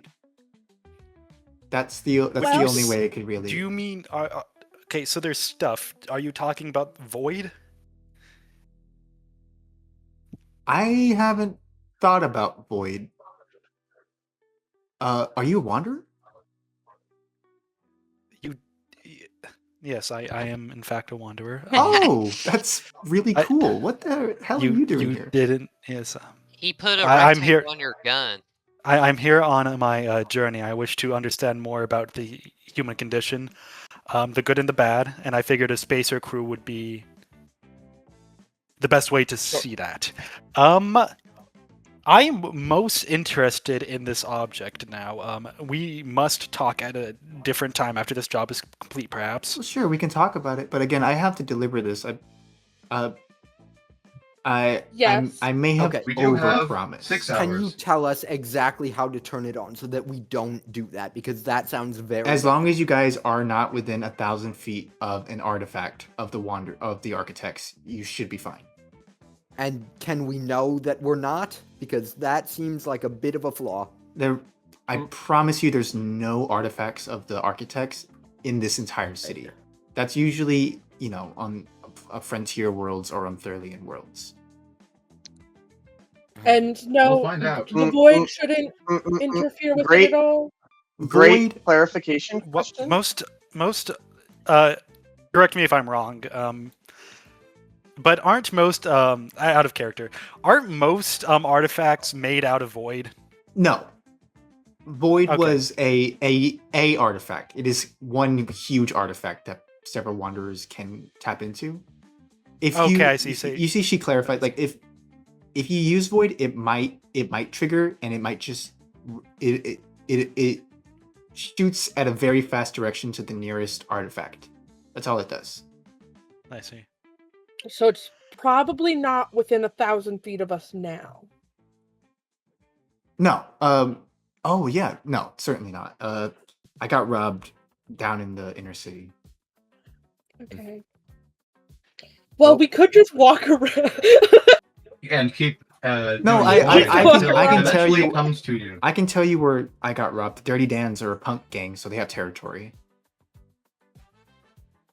Okay. Yeah, no. Before this, Sean wasn't really paying attention. He was like writing his journal. But the moment, like this beacon got like mentioned having anything to do with the architects, he is like full on paying attention now. All right. And where was this? She gives you an address, downtown. Okay. And again, I would like it returned to me. I'm giving a big payout for this. The people I'm giving this to are not the friendliest folk, so I would appreciate it kind of as soon as possible. Right. Question. We agreed on the contract, which means we will get it back to you. Thank you. What is deadline? 6 hours until we have to start paying late fees. Yes. Deadline for job. You need 24 hours. I'm meeting with them at some point within the next day or so. Why don't we wait until refuel? Well, we can walk to the address. Can And we move not? Well, where- car? It's within walking distance. I prefer it Yep. done kind of as soon as possible. Besides, I would prefer not to accrue late fees. Yes. Also, where would we even be able to move the place? Would we be able to move the ship anywhere? You need to find Back- parking. Is there like yeah. free Junkyard? parking? Is there free Junkyard. parking? Was parking. I say that we go do this job right now, and then we can get paid. Then we can go to the ship. Does that all sound in order? Yes. Very well. All right. Well, we best be off then. No time to Let's waste. go fuck up some Dans. Or talk it out with some Dans, whatever it Let's takes. go. Let's go kill them Dans. Okay, that I'm is so very confused. severe. Okay. You say let's go Ideally, fuck up go some for it. dance. Doesn't that mean treating them well, treating them good? Fuck up means mess up. Okay, so Fuck is a very versatile word. I see. I'll have to research this more. Are you teaching the Thurlian how to Usually swear? used as a Yeah. Yes. It's- Yes, they are. I It don't seems so. think you should be doing that, but I mean, well, in his Why quest not? for They're not just finding the teaching good the and bad. Thurlian how to swear. They're teaching a Thurlian wanderer how to swear. huh? I don't He know, has man. to know He's about asking. human He culture. has a right to know. This seems like human culture. I would like to know all about human culture, so I Exactly. already This know is how very to swear, human. so they can't teach me nothing. We're not trying to teach you, Wiz. I know. All I right. was just regardless, we explaining are the wasting time. Let's be off. Yeah, let's go meet with Let's- these Dans. Let's go do whatever it takes with the Dans. You sure you guys Let's go don't want to punch stay for some dinner? punk. Don't No, I- thank you. Why It is is that for the good? best if we I'm hurry. good. You have Food batteries. unnecessary. I have What are you leftovers. making? Leftovers. No, we shall go to the. We'll go Wisteria Or to the will adapters, take- perhaps. Oh, Wisteria? adapters. Great. Has If question. you are an inventor, do you have an adapter for an old Trailblazer model ship to go for a Crusader model? Oh, I'm sure she does. You Yeah. seem the type. You know, frankly. let's say you do the job for me, and I can maybe toss that in. That would be appreciated. Thank you Happy, kindly. great, happy. Statement. Wisteria will take Dolly's hands between her own if she will allow her to. It's Mhm. like, we would love to stay for dinner, but as you said, this is a very time-sensitive mission, so we best be Hmm. going and get on it Hmm. right away. Okay. If Yeah. I could eat, I would agree. Yes. But it was a good meeting, and we'll be back to you soon. If That's we all I have can time say. For all of afterwards, us. we may be able to. But we have a lot of time-sensitive things going on, so we'll have to see. Okay. Several. All right, take care. Bye. See you soon, Dolly. So, you guys make your way. No, wait. Before they go, I turn to Jerry and I ask, Jerry, question. Go ahead. All ears. Or I don't have ears. All centers. Do you believe storage unit away from people available on ship? Like a closet or a... I'm sure that there would be a storage closet or something that you could use if you needed somewhere to dock or whatever it is. Mm-mm-mm. Mm-mm-mm. Great has too much cargo burden for dangerous mission. Must return to ship. All right. If we have anything, it's space for cargo. That was my whole job. Mm-mm. Yes, yes. You kind of see as Great turns to like Romeo and the party, and he says, Crusader bot, weight carrying from Journey, too much, cannot use weapons effectively. Will meet back up at location. May I have Understood. location? Romeo's gonna kind of glance over. Oh, wait, can I connect to? Can I connect to Great and connect the instant messaging that both Wisteria and I have to Great as well A triangle. with my You lovely absolutely little can. access ports? Yeah. All right. You gotta, I'll connect everyone into a perfect little cell phone line, so we I can all like to communicate away from each other. the Great's antennas start moving on the top of his head, and it searches, and then it like goes. And Yeah, then, like, he got a little DVD logo of the Cindercorp thing going back and forth on his screen while it loads.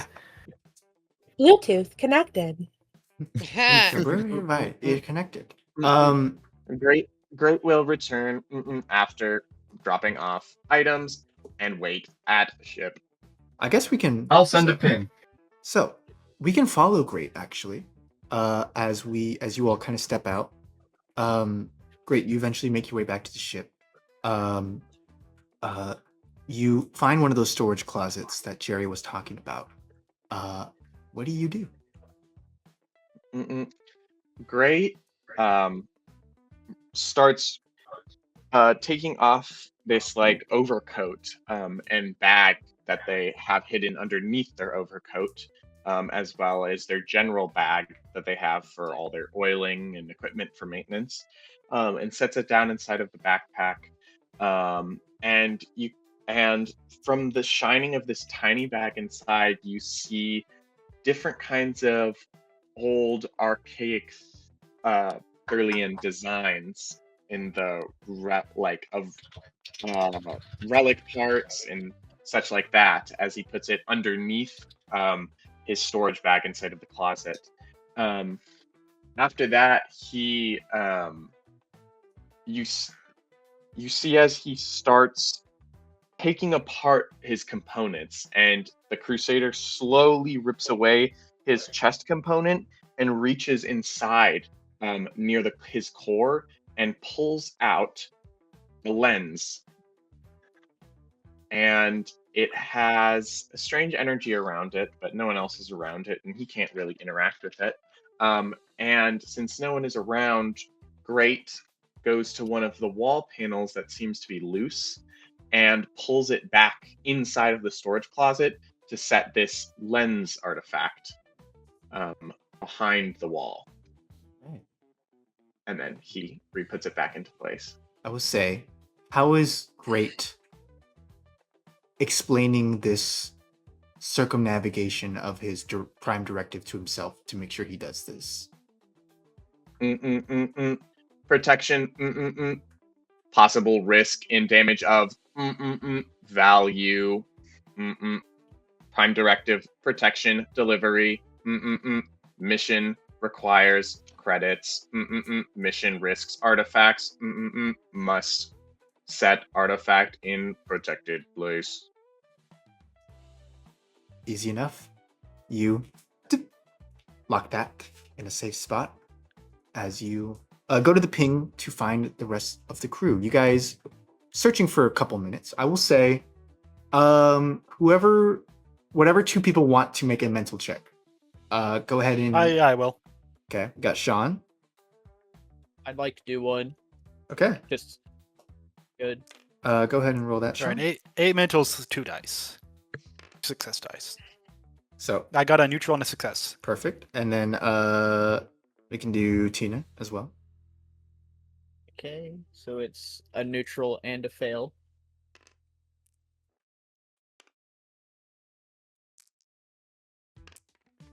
Crit fail. That's a crit fail. Okay, so I'll say, yeah, Tina, you're having a hard time noticing, but Sean, your whole life you've been taught really kind of to observe and to gauge the situation around you so that you can endure. Yeah, it's observe, note every detail, no matter how small. And I'll say, as you guys are kind of walking around this downtown area, as you guys kind of cross a corner to an alleyway, you see a small gaggle of punks. You see dressed in all sorts of punkish attire. Again, this black leather, these shaved heads, kind of big mohawks, studs and piercings all around. You see, are you guys trying to stay kind of hidden, or are you just kind of approaching them off the bat? Sean.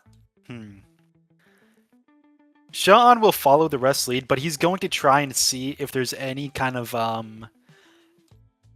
if they're wearing anything that would like out them as a Dan.